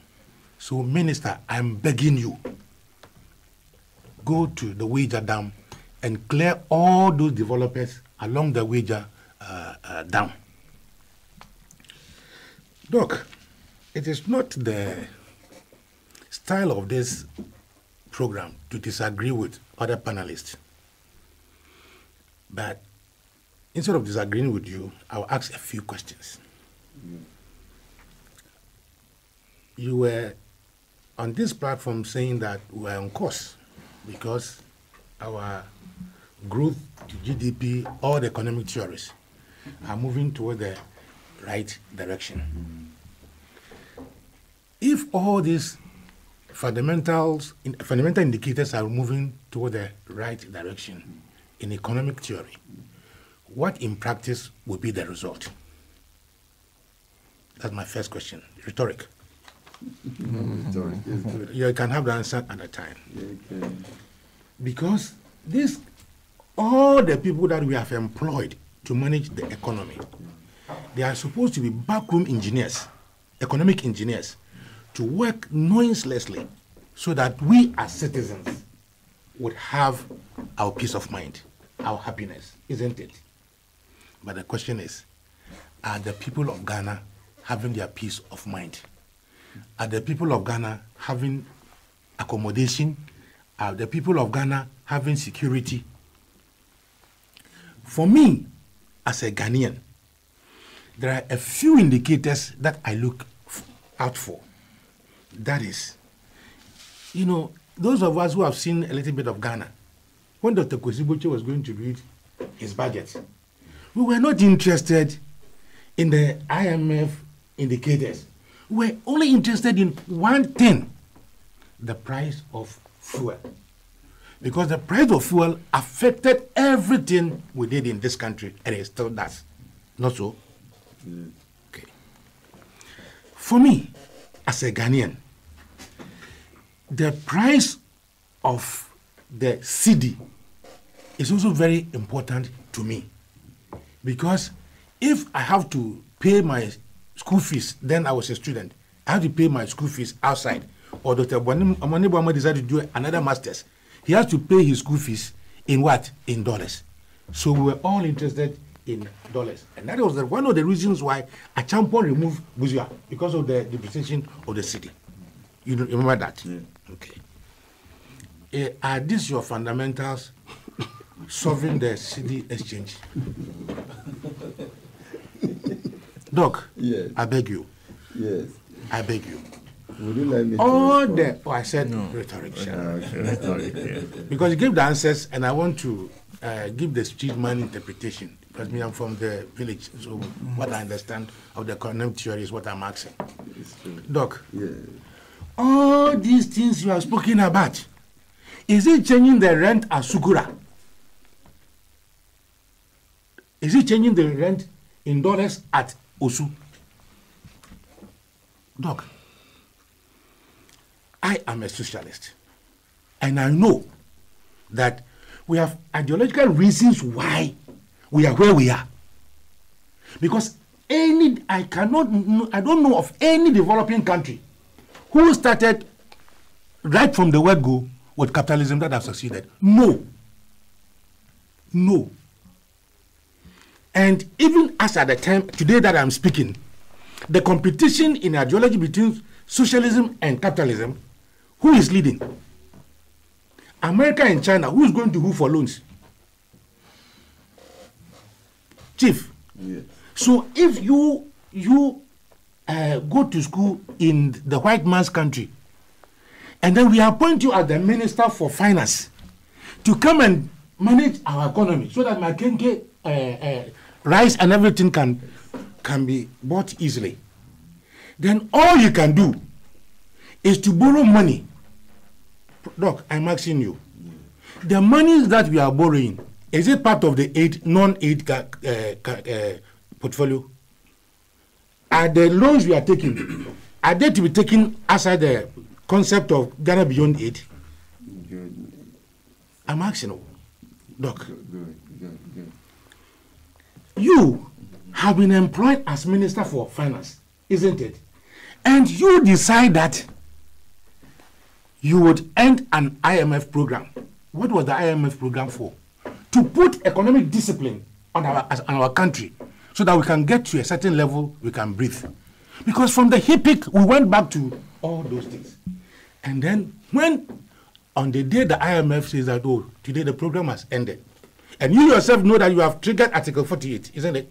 And that the program has not fully ended. Then you go and put people, Ken Oforiatta, or Ken K, or the Kuninti minister, and Ken the Kunita. Ken Oforiatta, and Ken the Kuninti finance minister. Oh, if it's a Ken K, then everybody, oh, we all can be finance ministers.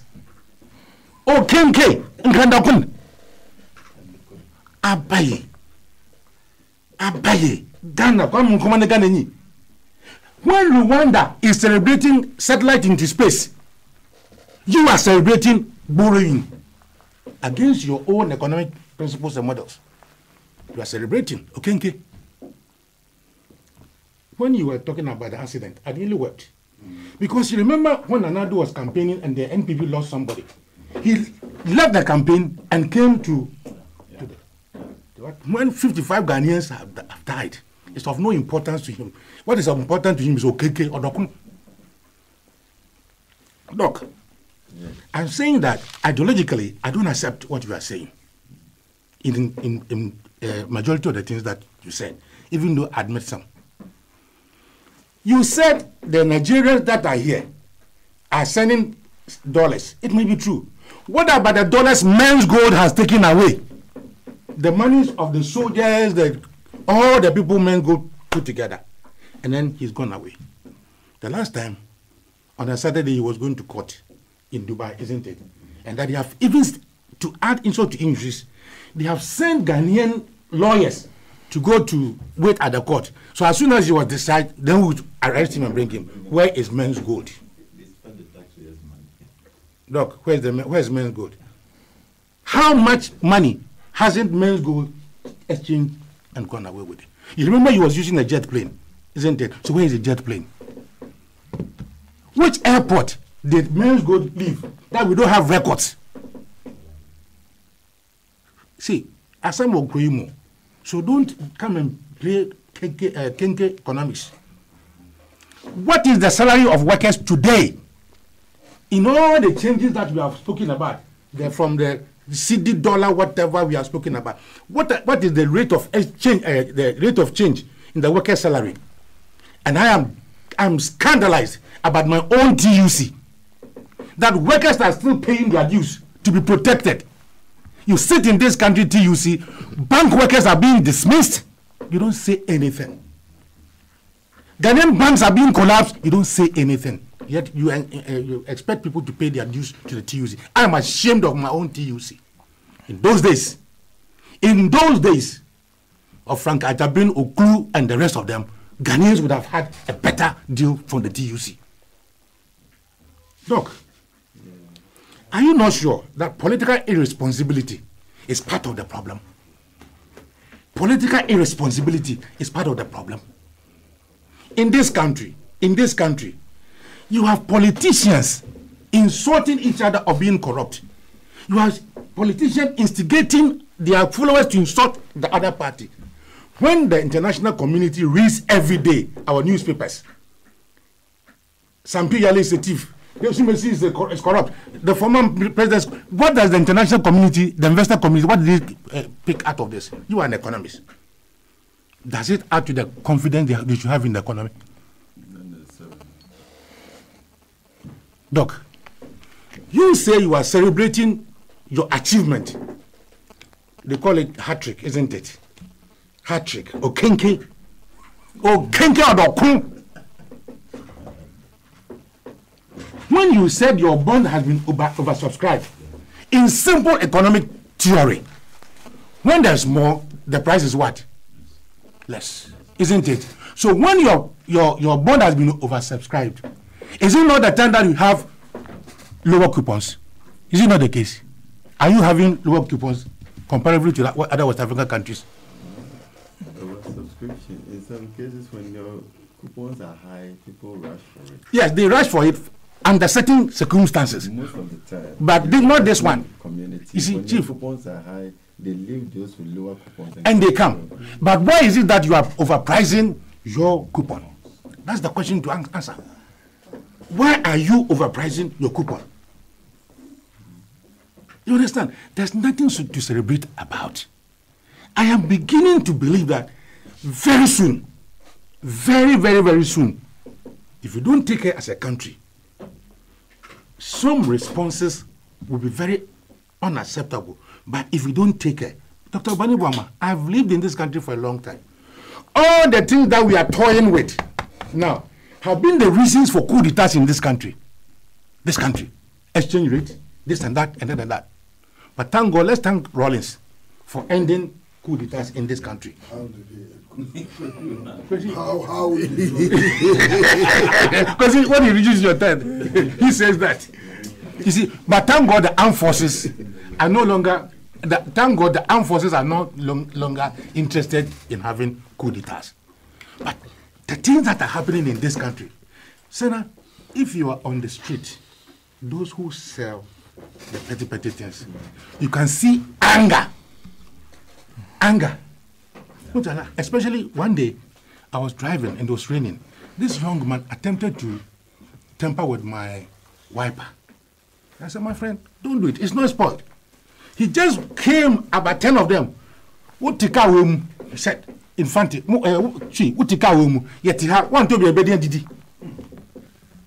if somebody should spark this anger, because the people have seen that the government they have elected are anti-people. You said you were going to create jobs, not so. Create jobs. Does the collapsing of the bank, about 7,000 plus workers going home, does it amount to creating jobs? When you were employing your party people in government businesses, did you parade them at Independence Square? And then when you are going to recruit graduates, you put them in black and white as if they were Bubu Calendares at Independence Square. Chief, we are very, very serious now. You say that you are going to improve Galamsey. Most of us here have we have all condemned the practice of Galamsey, the way they were doing it. But in Australia, they have very better methodologies for this Galamsey. All they needed to do was to buy these detectors for them so that they can detect where the gold is and they will not do what they are doing. What did the MPP say? Their speaker, deputy speaker in parliament said the youth should be shot on sight. Several thousands of youth are now unemployed in the Takwa area. When the Galamsey itself was being organized by Chinese, when they arrested the Chinese, what did we say? We don't have money to prosecute her.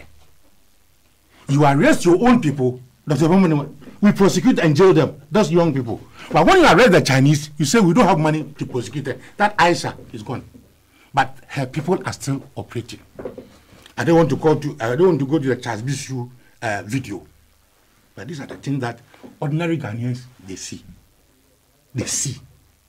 They see. Last week, I saw 3 Ghanaian foreign companies that they want to come and assemble car in Ghana. I said, Jesus Christ, we are missing it again. We are missing it again. We have a Ghanaian, Christo Asafu. I am not a fan of him, I'm not in his party. But this Ghanaian says that I can manufacture vehicles. And indeed, we have seen the vehicles on the road, isn't it? Why don't we encourage him to produce the cars that at least we will use? We are allowing these people to come and manufacture cars. In 3 months, they would throw away Christo Asafu. That's the Ghana we are talking about. This is a president who says he's going to what? Improve industry. And therefore, he was going to build one district, one factory. Is Christo Asafu's factory not worth examining and improving? Chief, you say that you are not going to import new vehicles for your government, not so. They said that, isn't it? Now the vehicles that they are using are double what Mahama used, including what they say Mahama's people have stolen, but which they are not stolen.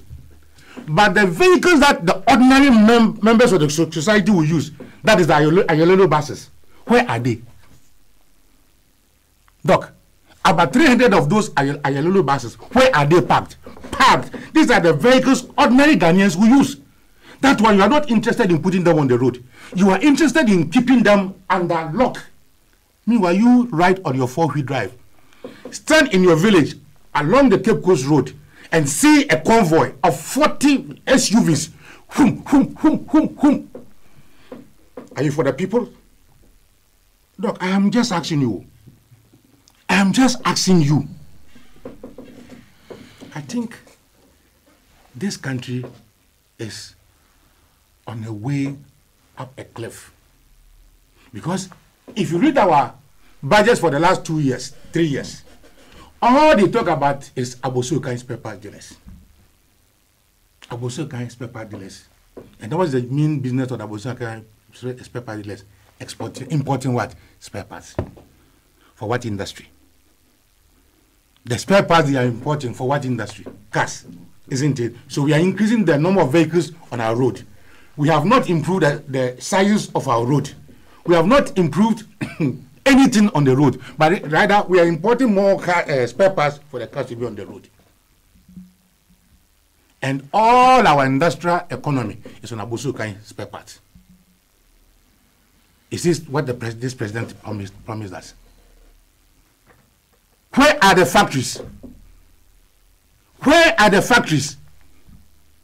And you tell my community, villagers, that you are going to give me $1 million a year, isn't it? And so all my villagers, understand, because if people are going to give us 1 million, at least $1 million can improve my village. I said, that is fine. Constituency. But if it is constituency, at least my village too will get some. Did I tell President Akufo-Addo that I needed toilet in my village? My 1 million cedis, who says you convert it to toilet? No, answer me. Who said my 1 million President Akufo-Addo promised me he should convert it into toilet? Mutala was talking about the Commander Sugar Factory, and I'm very emotional about it because I was the ambassador to India when all this thing happened. But more so, when I am from the central region, go to Commander, Kisi and Penny and all the villages there. Chief, the youth are classically unemployed. Some of them have gone beyond the age of going to sea. So at least if they have this factory, their children will get some employment. Is it out of wickedness to the people of the central region? Is it wickedness that for 2 years, what audit you are conducting into the price of that factory or what scientific evidence you needed cannot be done within 2 years so you can open the factory for them to work? Meanwhile, people have bought part of the land, built universities and other things on the land. What have the people of Central Region done against this president? Finally, sir, if you know the Auditor General, I want you to go and tell him that you should conduct a special audit to find out how much money we have actually borrowed, and what we have used the money for. It is very, very important. Because at the time they were shouting on top of the roof that Mahama was incompetent, Mahama was corrupt. On this same program, we discussed Suba, isn't it? And that was the major, when you were here, that was the major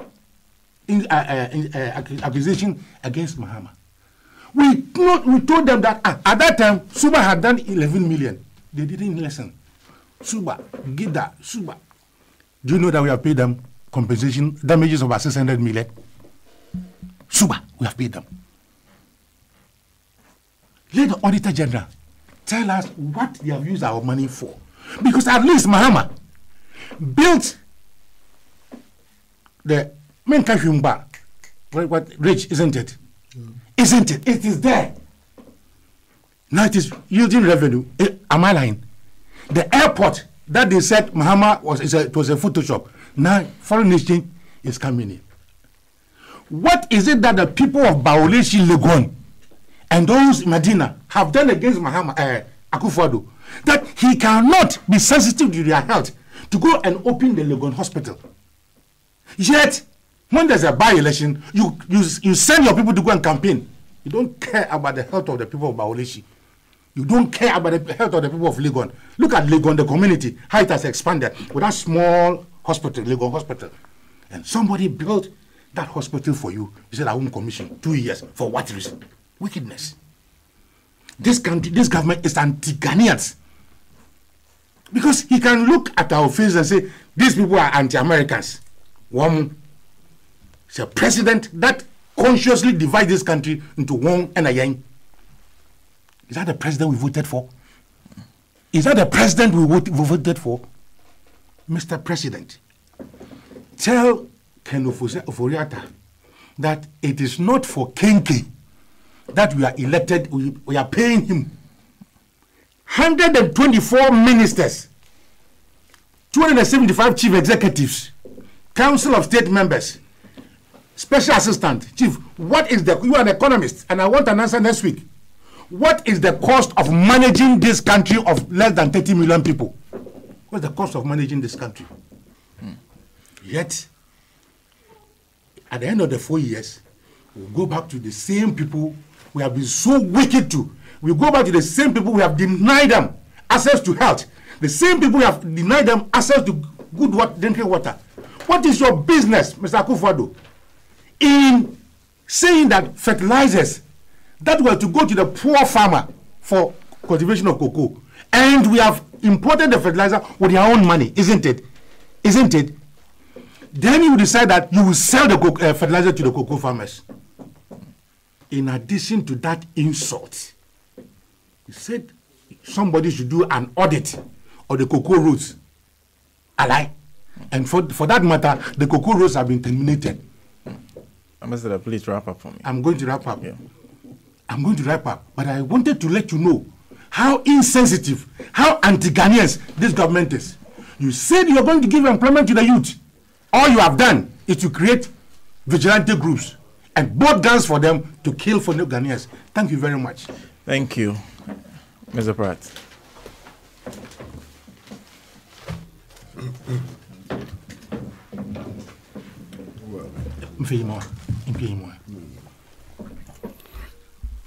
Well, once again, Ghana is making history.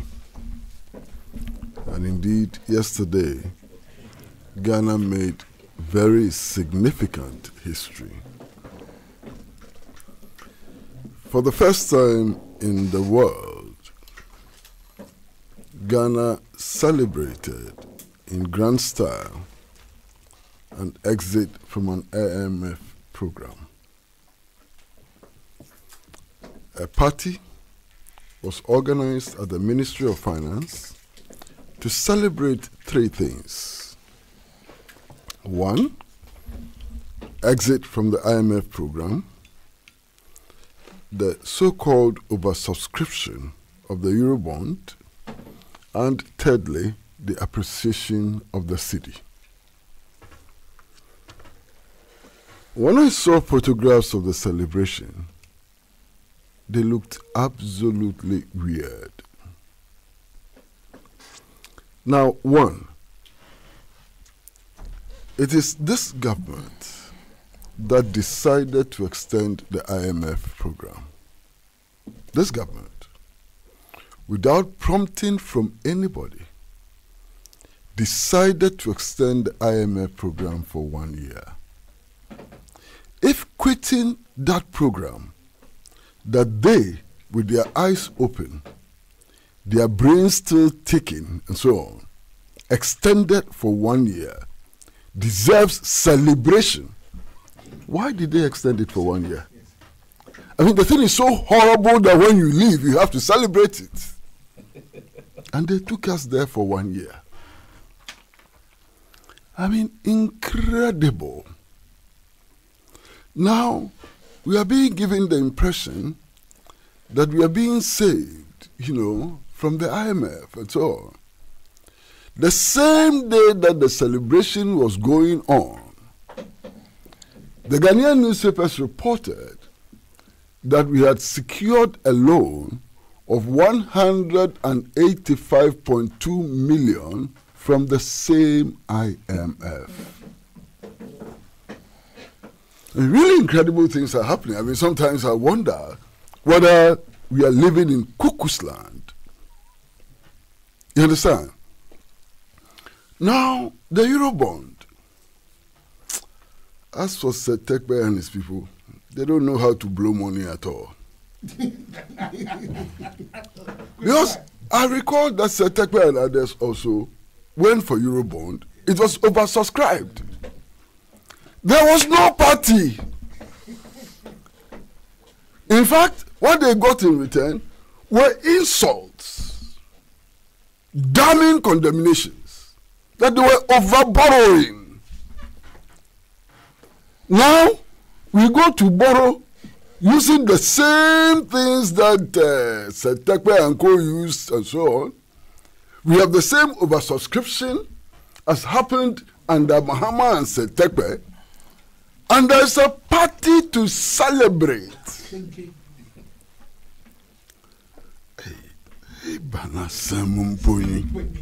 I can't understand some of these things. And then we say that the city has begun appreciating. So there's a party to celebrate. You know, sometimes I think that some of our politicians, they take all of us for fools. And that's what they do all the time. Our politicians actually believe that those of us who queue up in the sun to vote for them, you know, we must be big fools. Otherwise, why would they behave in this manner? You see, I was here and I was listening to Doc. And I was surprised when my brother Mutala said that he was being educated. Is your son? No, I mean it's another incredulous statement. Where is the education? I mean, why is the city losing value? And I'll come to that. I'll spend some time on that. Why is the city losing value? You see, if we continue to depend on others for toothpick, for tomatoes, for cloth, for shoes, for spectacle, for everything, it doesn't matter the currency in which you trade. Your currency will depreciate. So if you shift from dollar to won, you strengthen the won and weaken your city against the won. So this shifting from yen to won to naira to Bolivar and so on, how does it address the fundamental problem leading to the devaluation of your currency? Let's talk some sense. How does that address that fundamental problem? You see, currency depreciation, the value of your currency, is a function of policy and correct implementation of policy.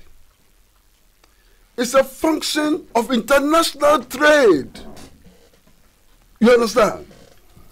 Now, how would your currency appreciate any country in the world? When you sign foreign exchange retention agreements with mining companies. Forget the currency in which you are traveling. You sign foreign exchange retention agreements with mining companies, which allows the mining companies to keep 98% of the value of the metals exported from your country in foreign banks. Show me how your currency will appreciate. How will your currency appreciate? When you allow unrestrained repatriation of profits. How will your currency appreciate when you allow transnational corporations and multinational corporations to use smart accounting to take all your foreign exchange earnings and store them abroad, how will your currency appreciate? These are the issues we ought to be looking at, not shifting from cedi to won to dollar to bolivar to what other currency, to rupee and so on. It doesn't solve any problem. Because that is not the fundamental problem. The fundamental problem, why our cedi continues to depreciate, is that we are not producing enough. Ghana has become an import-dependent economy. That is the problem. The fundamental problem is that apart from being an import-dependent economy, the values we get from exporting the things that we produce locally are also kept outside the Ghanaian economy. Our problem is a problem of lack of productivity, stagnating productivity, and regressive productivity. That is our problem. So all those things which are thrown about as solutions, they actually don't work. Because it betrays a fundamental lack of understanding of our economy. Now listen. Over the last 36 years, check the value of the cedi over the last 36 years. And the base year I'm using for this analysis is 1983. Check. Over a period of 36 years, the national currency has been devalued by more than 30,000%. Go and check. In 1983, the cedi was exchanging for 2.7 to a dollar. 2.7 cedis in 1983, you can't quantify it in today's cedi. It is less than 1 peswa. It's a fraction of 1 peswa today. So 36 years ago, if you had 1 peswa, not 1 cedi, you could get $1.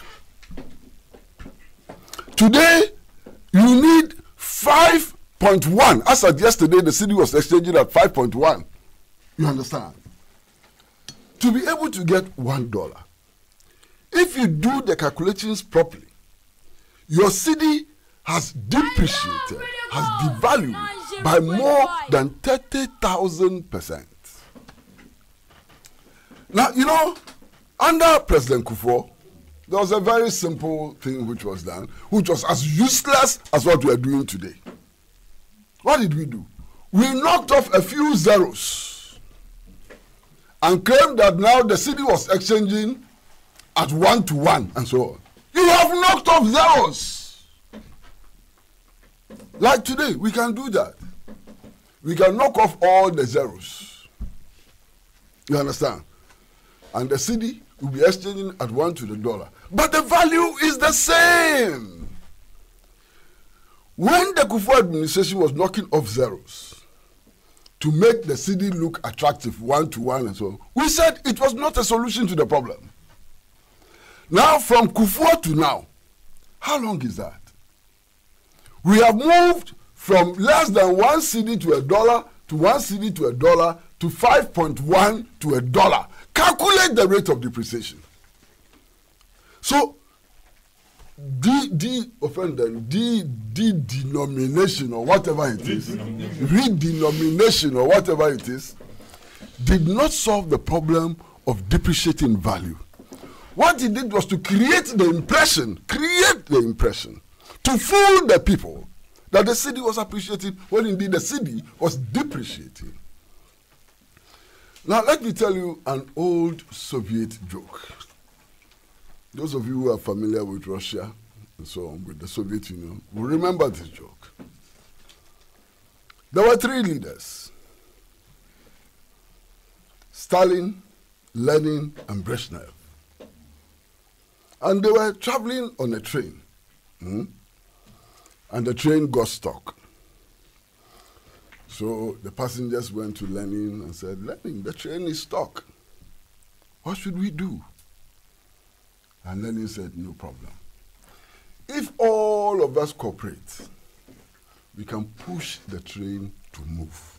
So all passengers then get on the tracks and so on, they push the train starts moving. Then they go to Stalin. At another junction, the train stops. They go to Stalin. Stalin says, no problem. Are there no prisoners and criminals around here on board and so on? Get them to push the train will move. Of course, they got criminals, hoodlums and so on. They pushed the train, and the train moved. Then the train gets stuck again, and they go to Brezhnev. And Brezhnev said, no problem. Let's shake the train. It will give the appearance of movement. So they shook the train. There was appearance of movement, but the train was standing in the same place. That's what these politicians are doing to us. They are shaking the train, and the train is standing in the same place. We haven't solved any problem. You know, how are we solving this problem? From statements made by government officials and economic advisors, we are pumping $800 million into the economy to bring the value of the dollar down. You understand? Now I ask myself, where is that money coming from? There have been several explanations. But the one that I find most interesting is that this money is coming from the cocoa sector. Monies that we are borrowing to give to license buying companies and so on to purchase cocoa is what we are injecting into the economy in order to stabilize the city, to give the appearance of stabilizing the city. It's what we are using to shake the train. You understand? Now, listen. Your city is not doing well. All you do is to borrow, to pump into the economy, to get the appearance of stability. Won't you be paying the monies you borrowed back? Now, when you begin to take $800 million out of your economy to pay for the money you are using to stabilize the city, what will happen to the city again? In any case, if you borrow, you pay back the money with interest. I mean, borrowed money, it comes into your economy, it makes a few more friends and lives with the friends. It never lives alone. It lives with interest payments and so on. So by the time that you'll be paying for the money that you brought to stabilize the city, your condition will be worse than what it was at the time that you were trying to stabilize the city. You understand? In any case, over the last 36 years, and I'm not talking about today, over the last 36 years, anytime we have had problems with the city, we have used the same method. The city stabilizes for 4 to 5 months, and then it gets angry again. And then we have to chase it and try and arrest it. You understand? So this measure is not new. If stabilizing the city by injecting foreign exchange into the economy is worth celebrating, we should have started our parties 36 years ago. In fact, I recall during the days of Professor Mills, when Dr. Dufour was finance minister, the same methods were used. Nobody organized a party. Perhaps because they, more than this administration, realized that it was a stopgap measure, not worthy of celebration. You understand? But look at how we are behaving.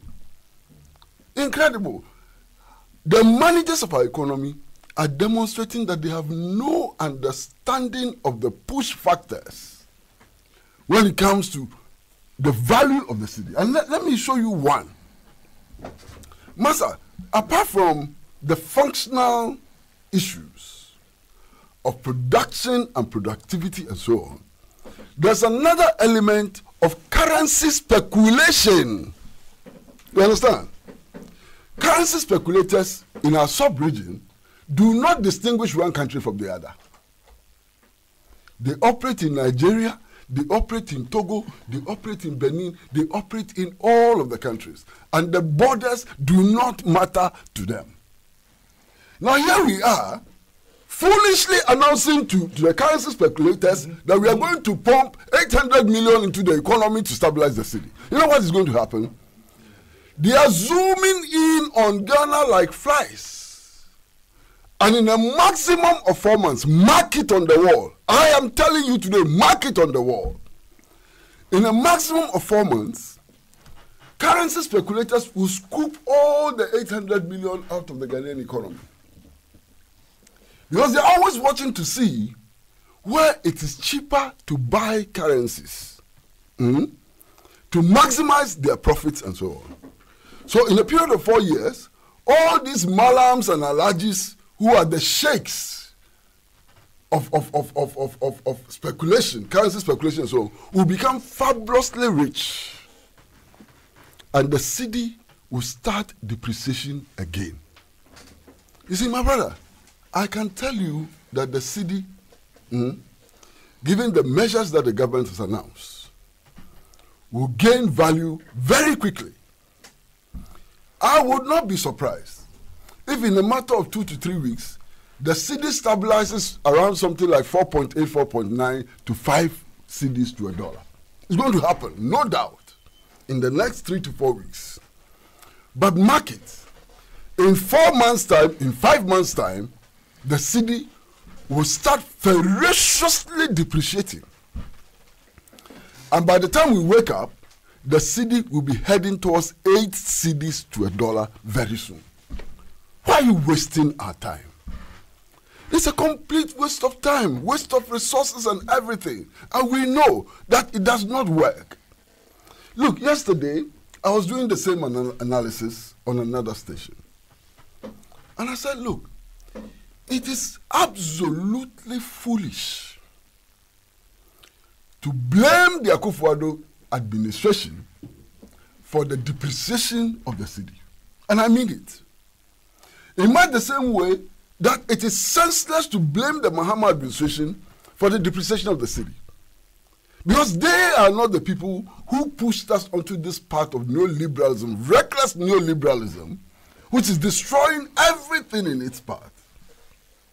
I made that statement yesterday, and I insist on it. You know what we can be doing to our governments? We can blame the Akufo-Addo government for not doing anything to alter the fundamentals in the more than 2 years that it has been in office. That is where they take the blame, not for causing the problem.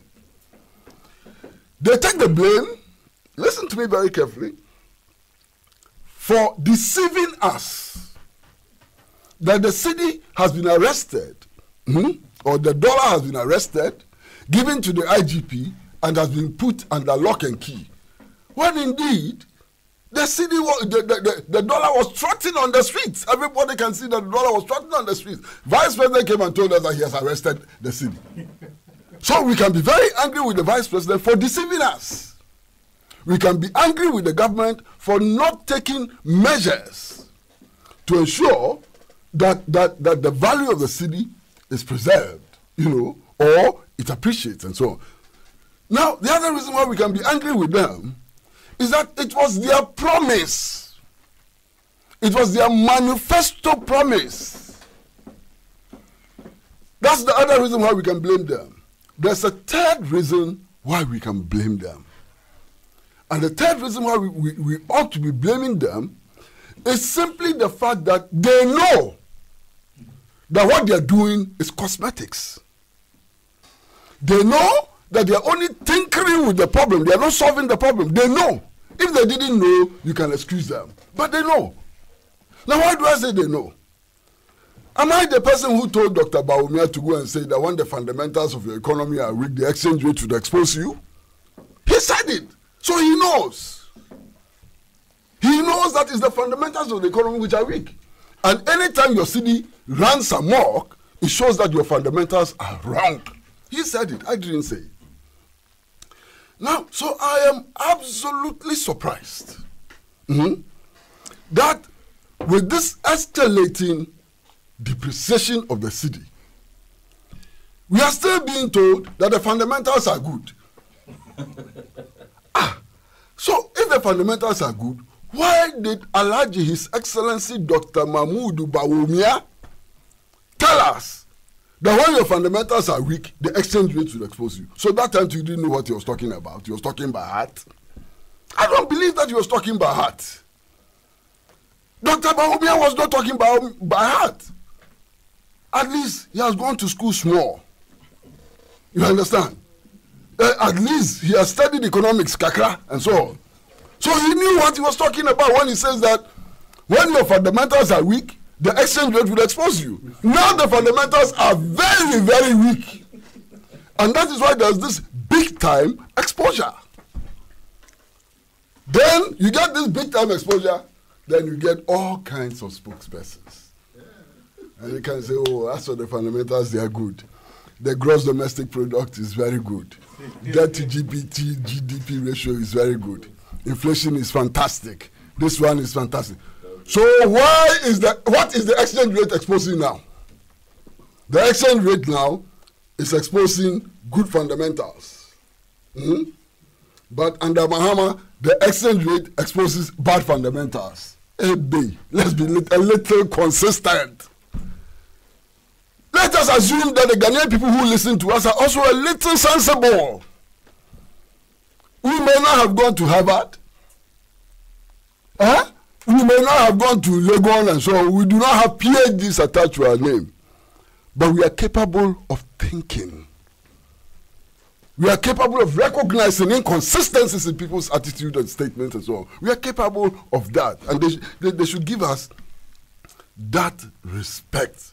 Small respect. They should give it to us. You understand? Now, my brother, look, GDP. What else? Inflation, prime rate, interest rate, all of those things. What is the truth about our economy today? The truth about our economy today is that now it has become more difficult and more expensive to move in this country. It's become more difficult and more expensive to move around this country.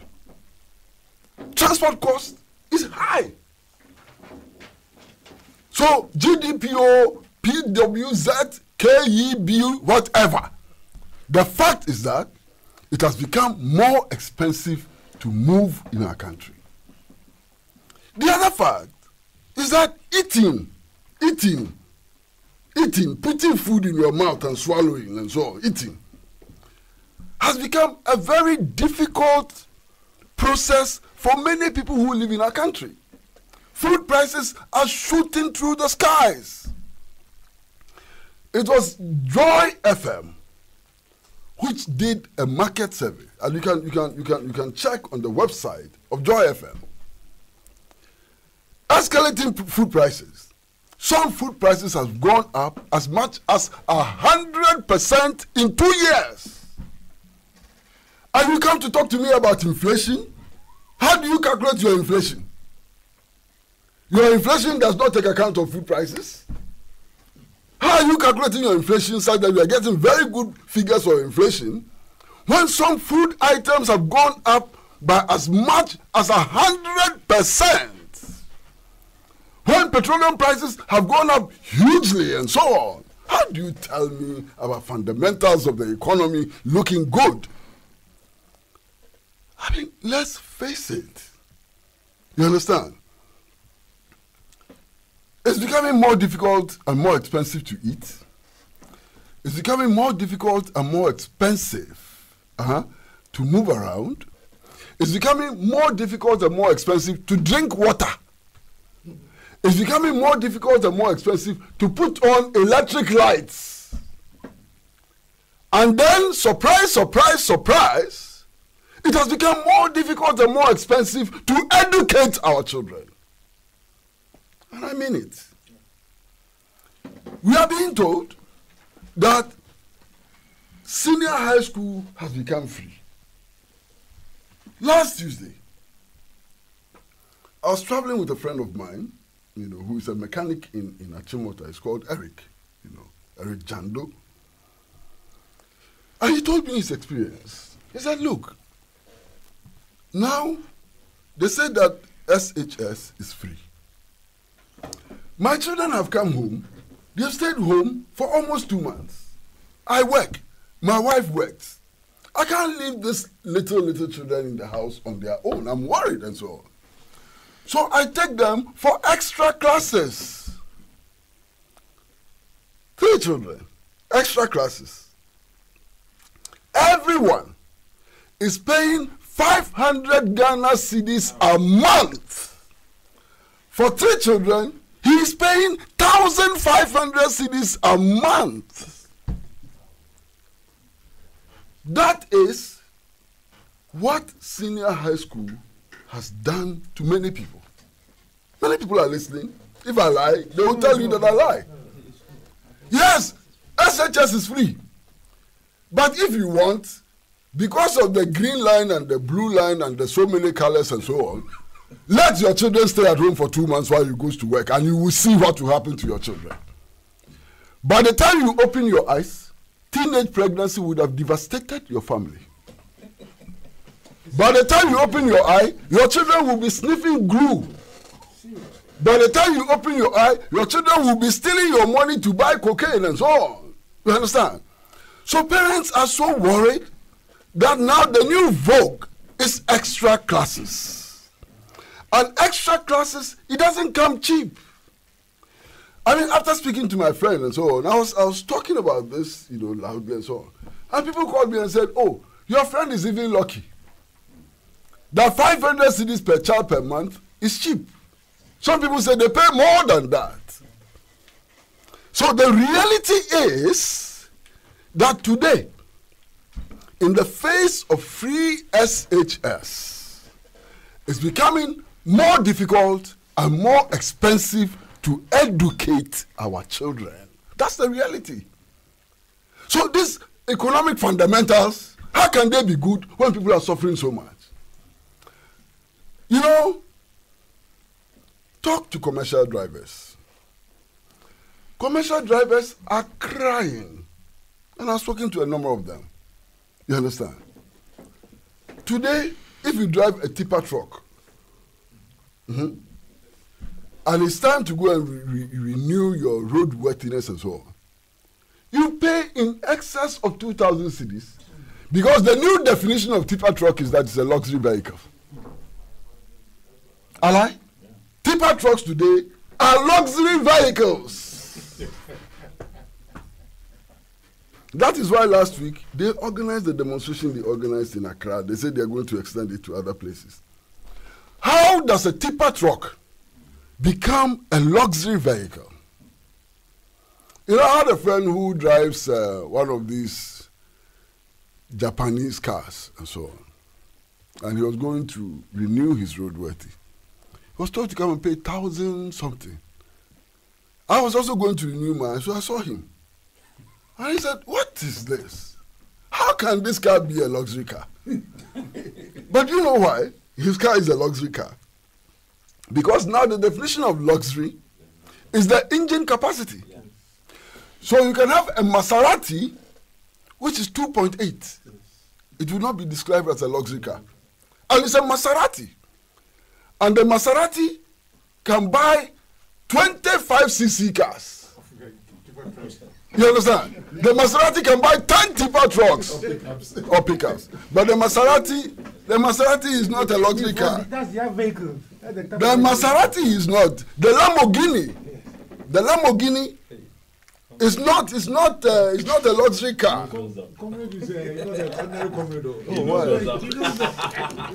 You want to spoil my name? You can actually have a Mercedes, which is not up to 3.0. Yes. You understand? Mercedes. Yes. You can buy some of these 4cc vehicles. You can buy 4, 5 of them. But our definition is that is not a luxury car. That's the car they use. So what is wrong with us? I mean, how do we come with these figures? How do we calculate and so on? this is the only country in the world, and I mean it. Look, the only country in the world where tipper trucks are luxury cars. The only country in the world. I mean, incredible. In our country, tipper trucks are luxury cars. Maseratis are not luxury cars. What is this? And then, on top of all this, we are celebrating. But you, this, my friends, sometimes you too. Because they called it the Kenke party, you are also busily calling it Kenke party. Oh, Kenke. Because they called the Kenke party, you two are calling. Go and see what they serve there. The Kenke party was to make sure that, it doesn't get. Oh, it's only Kenke party and so on. Did they drink Kenke too there? No, they didn't. The things they drank there, is it Kenke? Stop this Kenke party business. They organize a party. They organize a party to celebrate borrowing. They organize a party to celebrate deception of the Ghanaian public. That is what they did. I mean, this exercise in self-praise must be deeply worrying for all of us.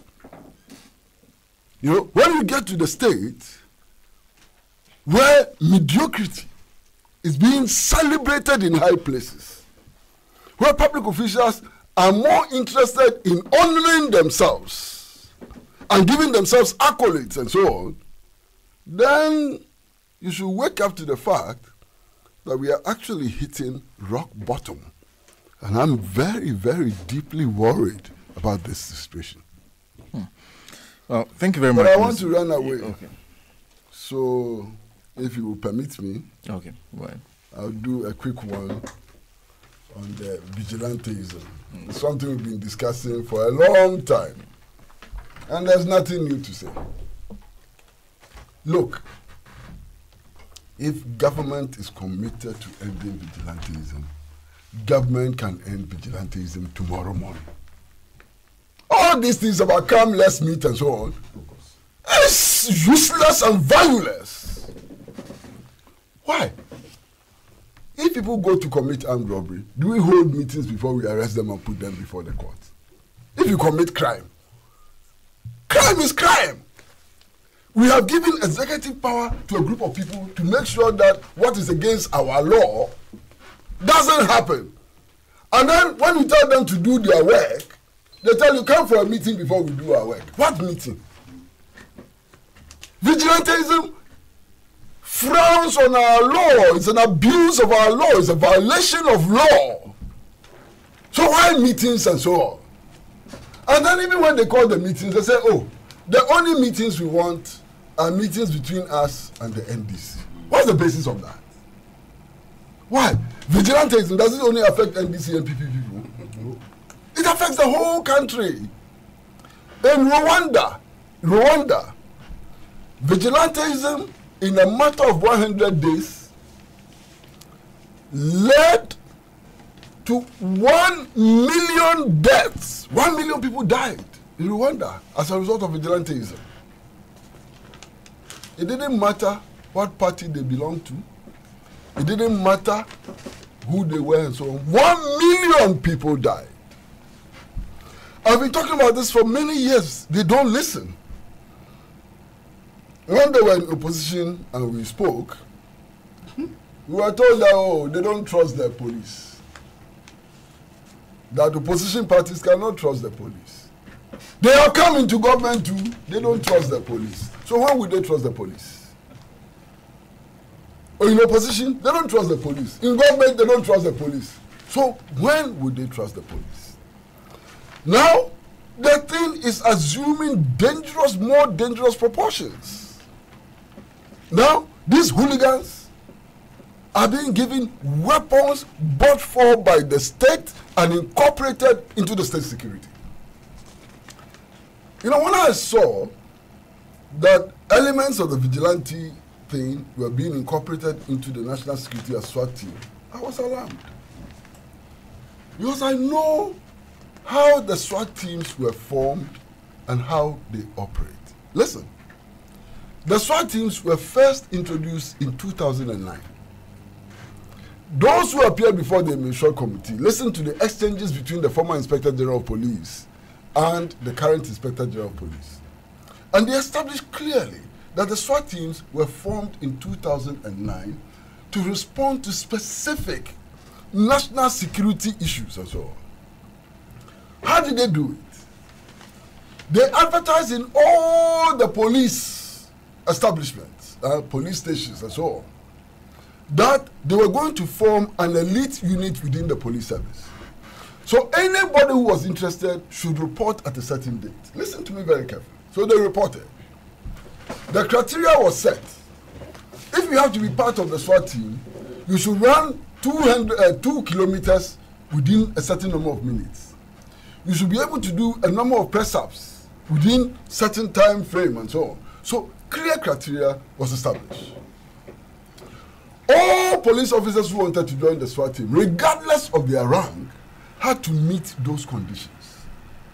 So at the end of the test, they selected those who qualified meritoriously on the basis of the merits and so on. And that's how the SWAT team came to be formed. No civilian was recruited into the SWAT team. No non-police officer was recruited into the SWAT team. The SWAT team still remained a police institution. Now today's SWAT team, what is it? There is a guy who said that he was selling phones at the Kwame Nkrumah Circle, and he heard that there was recruitment into the SWAT team. He went and he was recruited. How did he hear? How come that he heard and others did not hear? The process of recruitment, how transparent was it and so on? In any case, let us ask ourselves, these people who have been recruited into the police SWAT team, if they applied to join the police service, would they have been qualified to join the police service? Certainly not. If you cannot read and write, you can't join the Ghana Police Service today. Today, I know people in the police service, and it's a fact, who are corporals, but who have university degrees. Check. They are policemen, corporal, 2 lines. They have university degrees. Inspectors, I know inspectors who have master's degrees and so on in the police service. And if you go to the higher ranks, as for the PhD, today is Buddha. And you are recruiting people who cannot read and write into the police service through the back door. And the policemen are sitting down, they are watching. They are desecrating your profession, they are desecrating your institutions. This is my problem. Now today, if I'm moving around and I see a police vehicle chasing me, trying to stop me, what should I do? Stop or run? Tell me. Because you can never be sure that the people in the police vehicle are true policemen, professionals who want to check on your license or have seen something and they want to warn you. So now, if you see a policeman, you run as fast as you can because you don't know, it may be a monster disguised as a police officer. That is the danger for national security that we are facing. Now, with all these disclosures, election 2020, if policemen are sent to keep peace and order in the polling stations, how are we to respect them and obey them? Because for all you know, they may be party hooligans. And if they are party hooligans and I'm a CPP man protecting my ballot, why should I respect and obey orders from party hooligans? So we are destroying the police service. We are destroying the enviable image of the police service which has been built over the years. That's what we are destroying. We are finished destroying the city. Now we are chasing the police to smash it to smithereens. And I heard them know can smithereens. No, be smithereens. Smithereens. That's what we are doing. By the time we open our eyes, half of our local banks should have been destroyed. The city About it too, pansa. By the time we open our eyes, the police service too has been destroyed quarterly. And then I am utterly shocked by the fact that these hoodlums are being trained by the army, the Ghana Armed Forces. These facilities are being used to train hoodlums. Ghana Armed Forces. Look at its enviable reputation in peacekeeping. Look at the kinds of gentlemen who have risen to be leaders of the Ghana Armed Forces. Look at them. And they're sitting down and allowing their facilities to be used to train hoodlums. Hey, Master, thank you very much. Thank you to Mr. Pratt. Comrade Kwesi Pratt is taking an early leave, so. We'll wait for 5 minutes before. Okay. All right. Okay. Yes, I will leave. I have stayed. Yes, I have stayed. So, but I will comment especially on the first one. About the hosting. No, so let me. You don't decide who speaks next. Oh no. So no, I'll come to you. But just briefly. He can give it to you, but you don't decide. No, I've not decided. Briefly, let me just read some few comments before I come to you.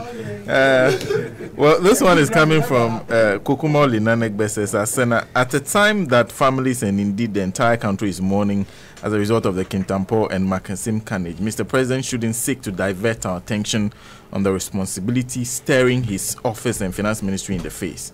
The interministerial committee completed its work and an action plan was drawn for which 335 million cedis was voted per year for road safety education, enforcement, and engineering, and ensuring sanity on the roads. But as we speak, almost a year now, the critical question is how much of the voted amount had been released by government to the implementers, Road Safety Commission, the police, among others.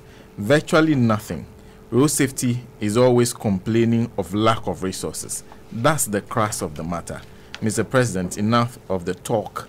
Action, please. By the way, when at all is the Sino hydro money coming as an government? And that's coming from Kukumoli Nanegbe.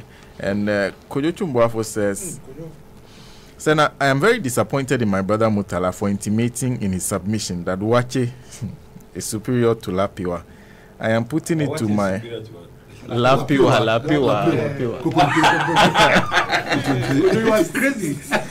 I am putting it to my comrade, friend, and brother. He hasn't eaten kotumre with a kick. There's nothing like kokonte box with nkatin konto, abenkwine, interspersed with snails, mushrooms, crabs, and washed down with palm wine. Adulterated with Guinness. So now, with reference to culinary economics, this government is now reduced to gluttony, whilst the country's fundamentals get weaker and weaker. The result to overeating to celebrate, putting band-aid over gangrene. Dr. Omanibuama, please tell them it doesn't work. The gangrene needs to be exercised, and the MPP government needs to be excised. And the MPP government is headed by their twins of deception, is the gangrene. Come hell or high water, rubble or bleached bones, kokonte or a wakbele, azugu or double, the eye or Schumann will excise them. Doc, come in. Yes, thank you very much. I think I would touch on some points I noted in the course of submissions over here. In general, you'll be brief. Yes, very much time. Very. So even the last submission, there's not so much time. Yes. Quickly, let me reiterate this. With regards to the CD, the solutions, I think I did spell out clearly that we have different forms of solutions to the problem. We have the very short term, the medium term, and then the long term solutions. And the initiative of the current administration to float some bonds actually points to the very short term. To solve the problem very well, traces back to the very first republic, when the first president of this land was able to establish over 300 factories before leaving office. what did we see? We realized that sardine, corned beef, even car tires, palm oil, almost everything was manufactured in the country. And what this translated into was the strengthening of the cedi. If you come into practical financial terms, the more your currency gets to slip, the stronger it becomes. And your currency slips if it is exchanged only within the economy, but not exchanged for a foreign currency for trading purposes. So even at a point in time, if you trace back to the 60s, we had a period when $1 was exchanging for about 70 to 80 pesos for a very long time without rebasing the economy or changing the nature of our currency. It was the only time that we naturally had a stronger cedi over the dollar. And that's exactly the period we're trying to revisit as a nation. And that is why the current president is talking about one district, one factory. He was relatively young by then, while the father and the compatriots were also trying to advance the democratic tenets of this particular country. But he has realized that the initiatives of the first president at that time are very relevant today, and that is the basis for the one district, one factory. It is the long-term solution. That is what we talked about. But before you come up with a long-term solution, how do you arrest the situation immediately?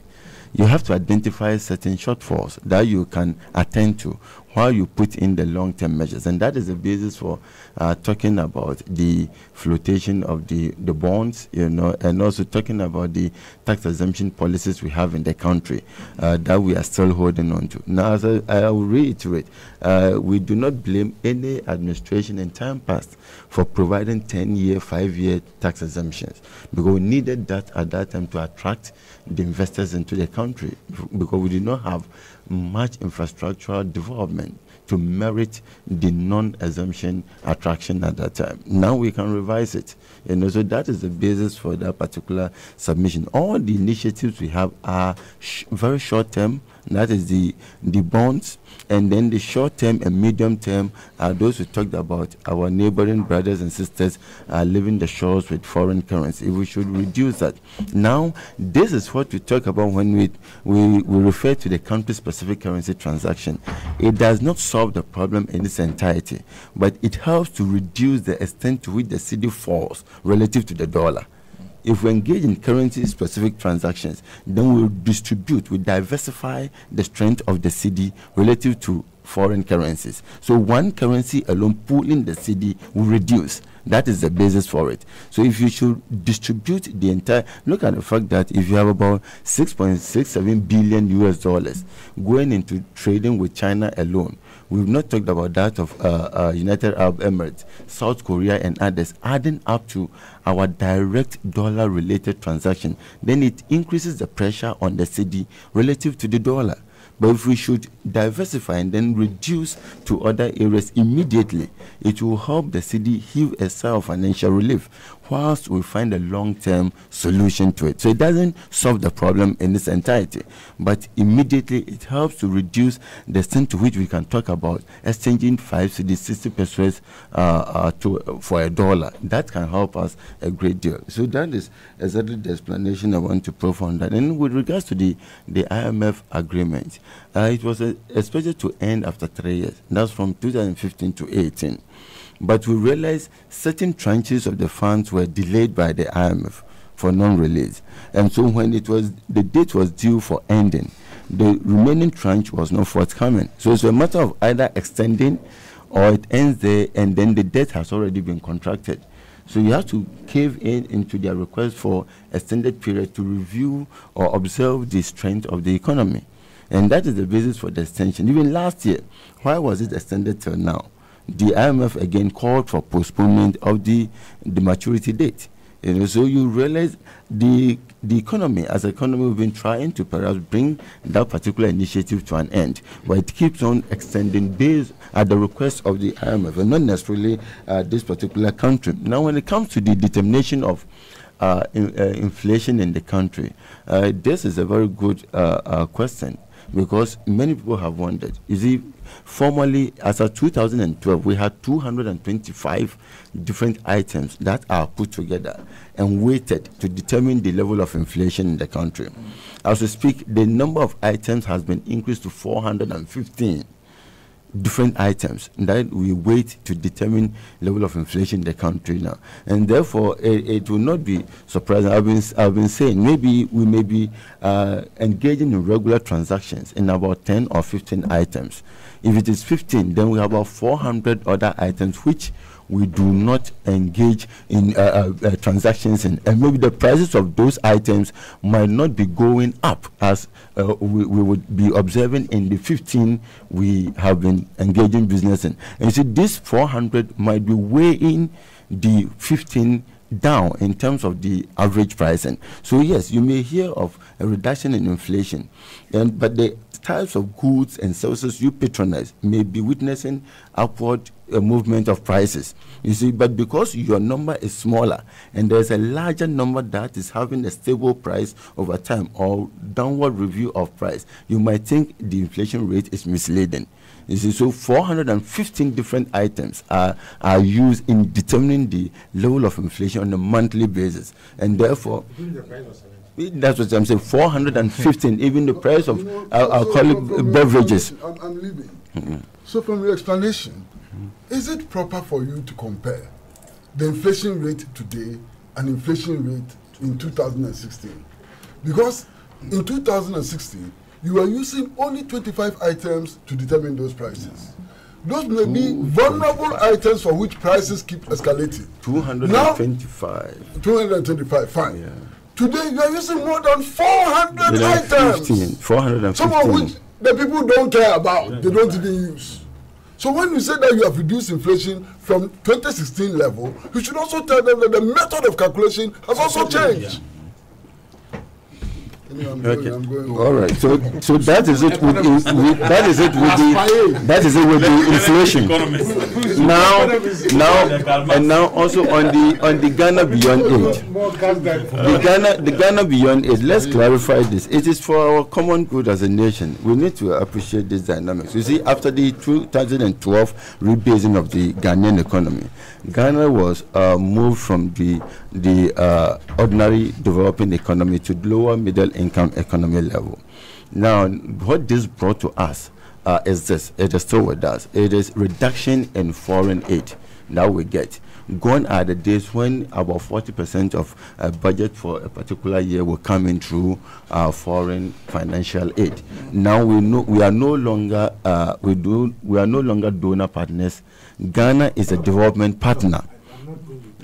Ghana, I'm coming to that. Senator, I want to ask me a simple question. Because we are supposed to go into the second. I'm ending this. So let me leave it, please. Let him wrap up. I'm explaining the Ghana Beyond Aid. We should appreciate this particular dynamic because it cuts across board, so that we don't.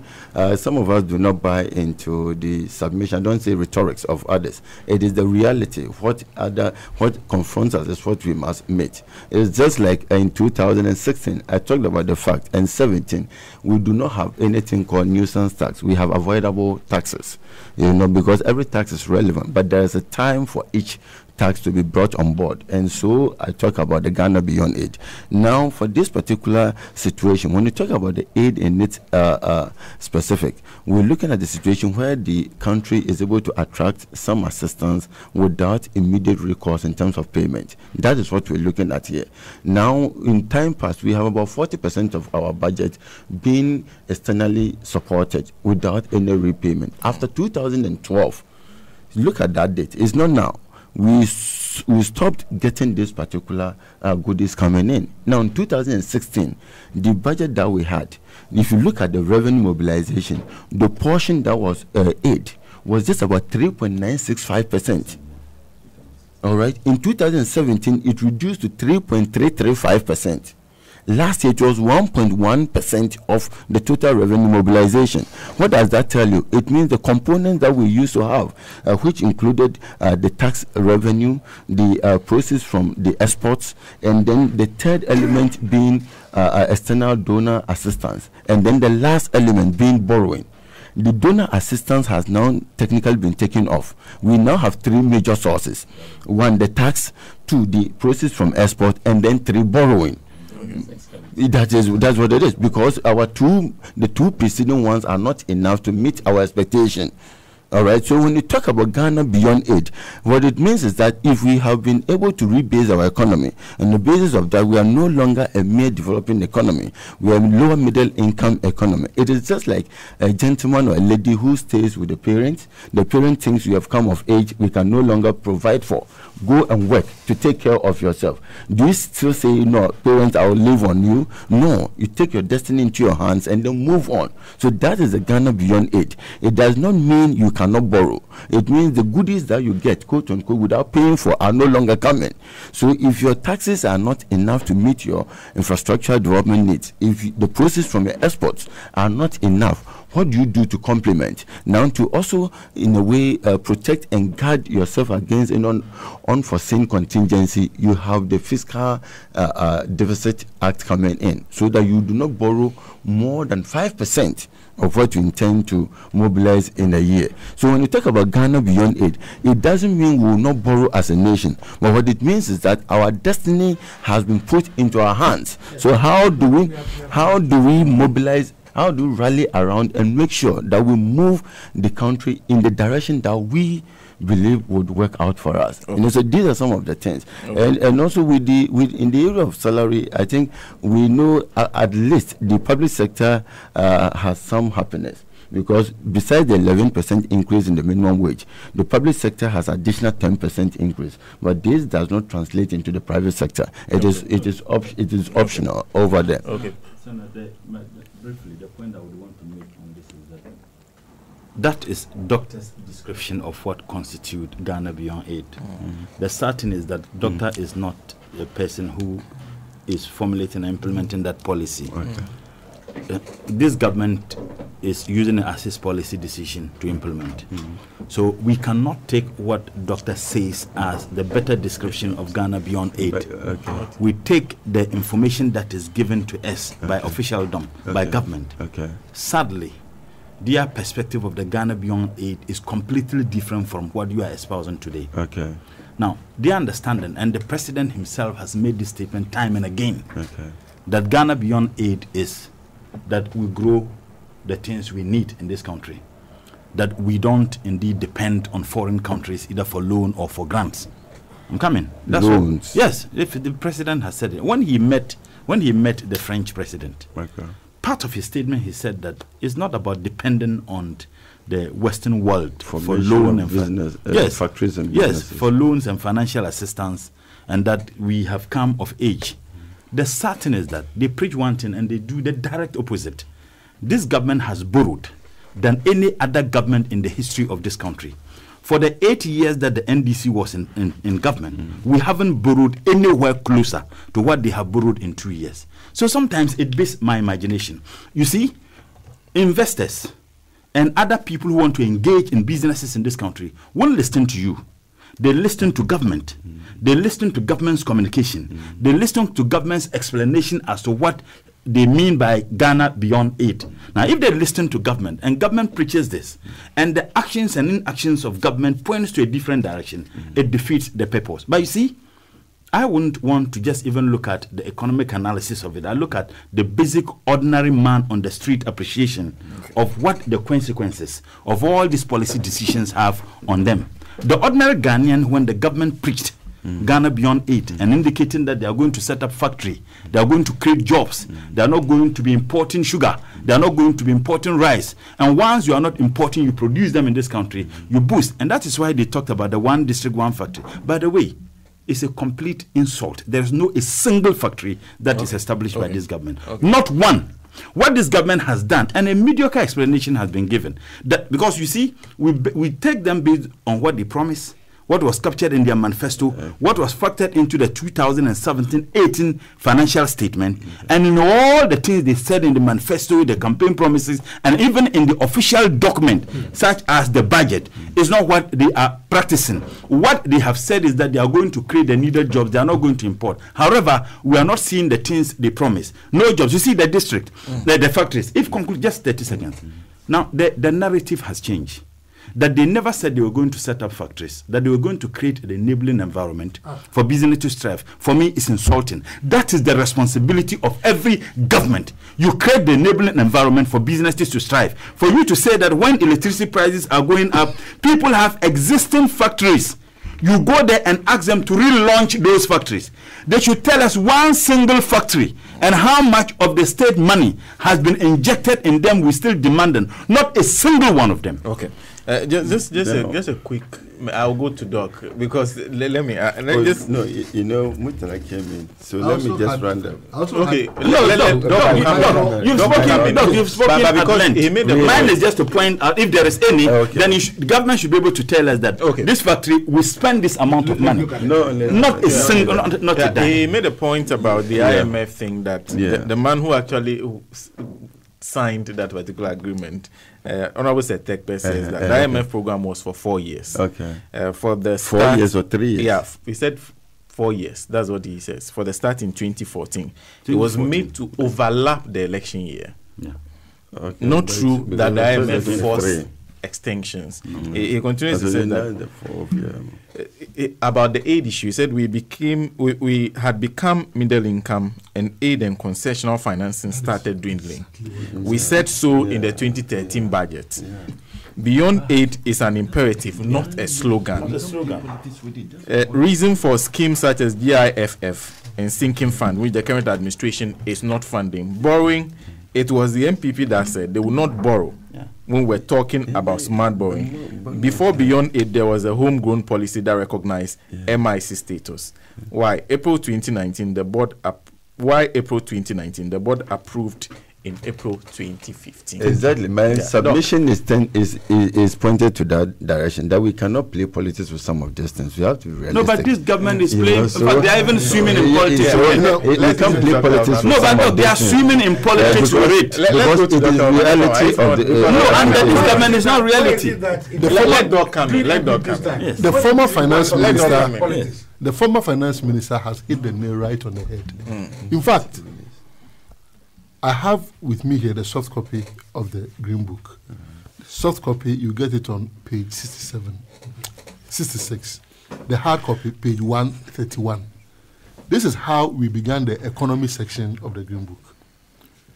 With the attainment of lower middle income country status, aid and grants from Ghana's development partners have dried up. Soft loan facilities to Ghana with favorable terms, such as lower interest rates, longer grace or moratorium periods, and corresponding longer maturity periods, have also been replaced with less favorable terms. This means instead of repaying our lower interest loans within 40 years, including a grace period of 10 years in the past, we are now servicing our new debts, relatively higher interest rates with the World Bank within 25 years, which includes a grace period of 5 years. Okay, this is where I come to my point that Dr. Bawumia and the MPP read all these things, but they insisted and went ahead and promised. Let's assume that they are rational, self-interested persons, and let's hold them to their words.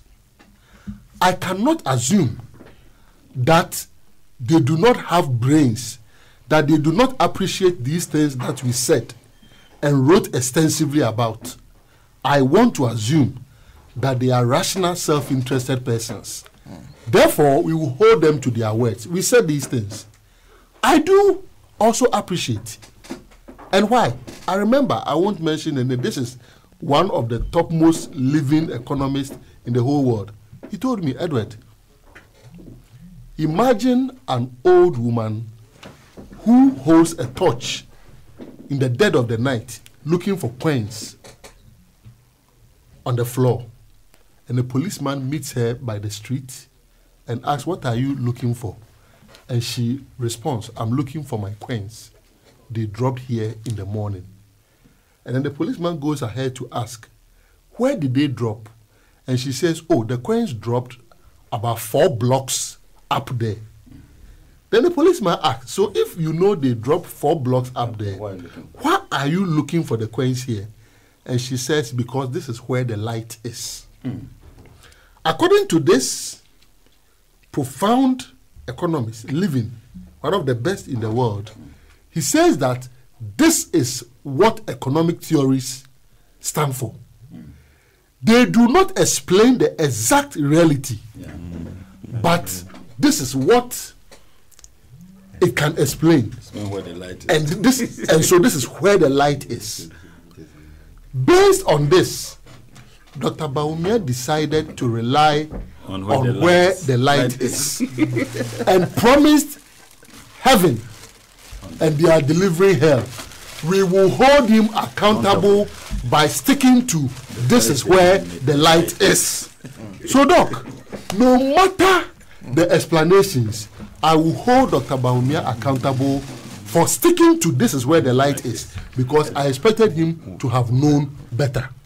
My next point has to do with when he said that the exchange rate at the time, considering all the interventions that President Mahama was putting in place, and he still went ahead to do the kinds of things that he did. Had he forgotten, as a macroeconomist, the Mandel-Fleming model, which speaks to how the world has become closer, but smaller economies have been opened and opened and opened to the economic tigers and all, and the pressures that it puts on its currencies. I don't believe he had forgotten about that. Whatever capacity that he had, which made him make those promises, we expect him to deliver. And when we expect him to deliver, the least they can do is to deliver. Get the CD from the 5 point something that it is to the pre-January 7, 2017 period. If they do that, what that means is that their competence equates to that of the NDC. If they are able to drop it below the pre-January 7, 2017 level, then that may demonstrate that at the level of managing the exchange rate, they may be better. I know they will not be able to achieve this. And so I will hold him accountable to his insistence on which is where the light is, which he naively or deliberately pushed as what the actuality was. Doc, thank you. Briefly, Ambassador. An overheating car before. In A car fact, that is overheating. yeah, I have. Academia bourgeois. Yes. So I have. if you have driven an overheating vehicle Yes.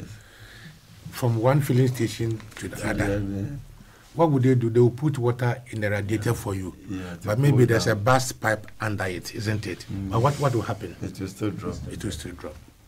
So if your economy is so heated, You are putting water. your dollar is 5 point something, and your luxury is to celebrate your kinky party because you have dropped in some dollars. How long would that stay? 2-3 minutes. I want to ask you a second question. Okay. You as an economist, Yeah. are we in the production economy, taxation economy, or borrowing economy? Well, thank you very much. Well, with regards to the last question, quickly, actually, the general outline is production based. That's what you've been talking about. Are we I'm coming to in that, I'm production coming. economy, No, the borrowing borrowing- economy, or taxation economy? That's all. So answer me. And No, before you no, continue. the borrowing. Now, with the borrowing, I have mentioned time and again that when it comes to borrowing, borrowing forms part of our. I know. I know. But when somebody told me, Doc, Yeah. Because clearly we have somebody said that I borrowed. No. Somebody told me that vote for. Somebody told my villagers. Because He said, Yes, yes. my question to you is Let me explain. Let me explain. Let me explain your question. You came to Amanfukuma Takrari and told me that vote against these people because they are incompetent. They are corrupt. Yeah. We will not. He said, "What? I'm going to tell you what is not. Yeah. It is not friends and family friend. And now girlfriends It is not a borrowing economy. Czech Republic. It is not this. But now borrowing is your major activity. Then you want me to say that what? Well, I have Anyway. Yes. Anyway, tell the president that yes. it is his prime constitutional duty under Article 210 of the Constitution as the Commander-in-Chief of the Armed Forces to disband any armed forces in this country. Because he is the Commander-in-Chief. He does not need the NDC or the MPP to disband. He is the Commander-in-Chief. It is his duty to so do. Thank you, Ambassador Sam Piale. Ending the program for today. Well, Doc, thank you for passing. Yes, I think yes. His Excellency Sam Piale's question, I think I have explained already. I have mentioned that the various sources of revenue mobilization for the country, include the taxation, the proceeds from exports. We also have the foreign donor support, assistance, and then borrowing. Now, the third element, which is the foreign donor support, has basically virtually disappeared. And so now we have three major sources. The fourth one has now moved to the third position, which is the borrowing. And because our tax system, still we struggle with the mobilization, the process from export, because we do not control the international market prices, are not enough to meet our expenditure needs. We have to resort to borrowing to make up for the differentials. And part of the borrowing has to do with bringing in funds to offset any differences we have with regards to the demand for dollar in the economy. And that is what we're talking about, that we must end it because it's not helping us. Dollarization of the economy is not the way to go. Now, one good thing about this oversubscription of the Eurobond is that the part of the funds I mentioned elsewhere could be used by the government to initiate the establishment of factories in the country rather than pumping into the forest market. We can initiate the factories and then later attract private sector participation in it, so that we'll be able to minimize or mitigate the excesses we have with regards to excessive importation into the country. Thank you very much for joining us. Is Dr. Ebenezer Ashley. He's a fellow chartered economist and a financial consultant. A big thank you to all our panelists for today. Now, Ezina Kojo Ejwe puts it simply. He says that, good morning, Sana. Kudos. You guys have given us a brain transplant this morning. I am most in love with Kwesi Pratt's deep organizational memory. I hope he can start penning these memories. He also says, truth be told, we as a people have ever focused on economics instead of economic sense. For this reason, we tend to believe in economic comedians instead of economic wisdom. That is what he says. And that ends the show for today. A big thank you to Dr. Ebenezer Ashley, who is a fellow chartered economist and a financial consultant. Dr. Eduardo Maniboma is a former Minister of Communications. Comrade Kwesi Pratt, managing editor of the Inside newspaper. Comrade Ibrahim Mutala Mohammed, former Deputy Minister of Trade and Industry and former Member of Parliament for Nanton constituency. His Excellency Sam Piale, who is President NDC Professional Forum.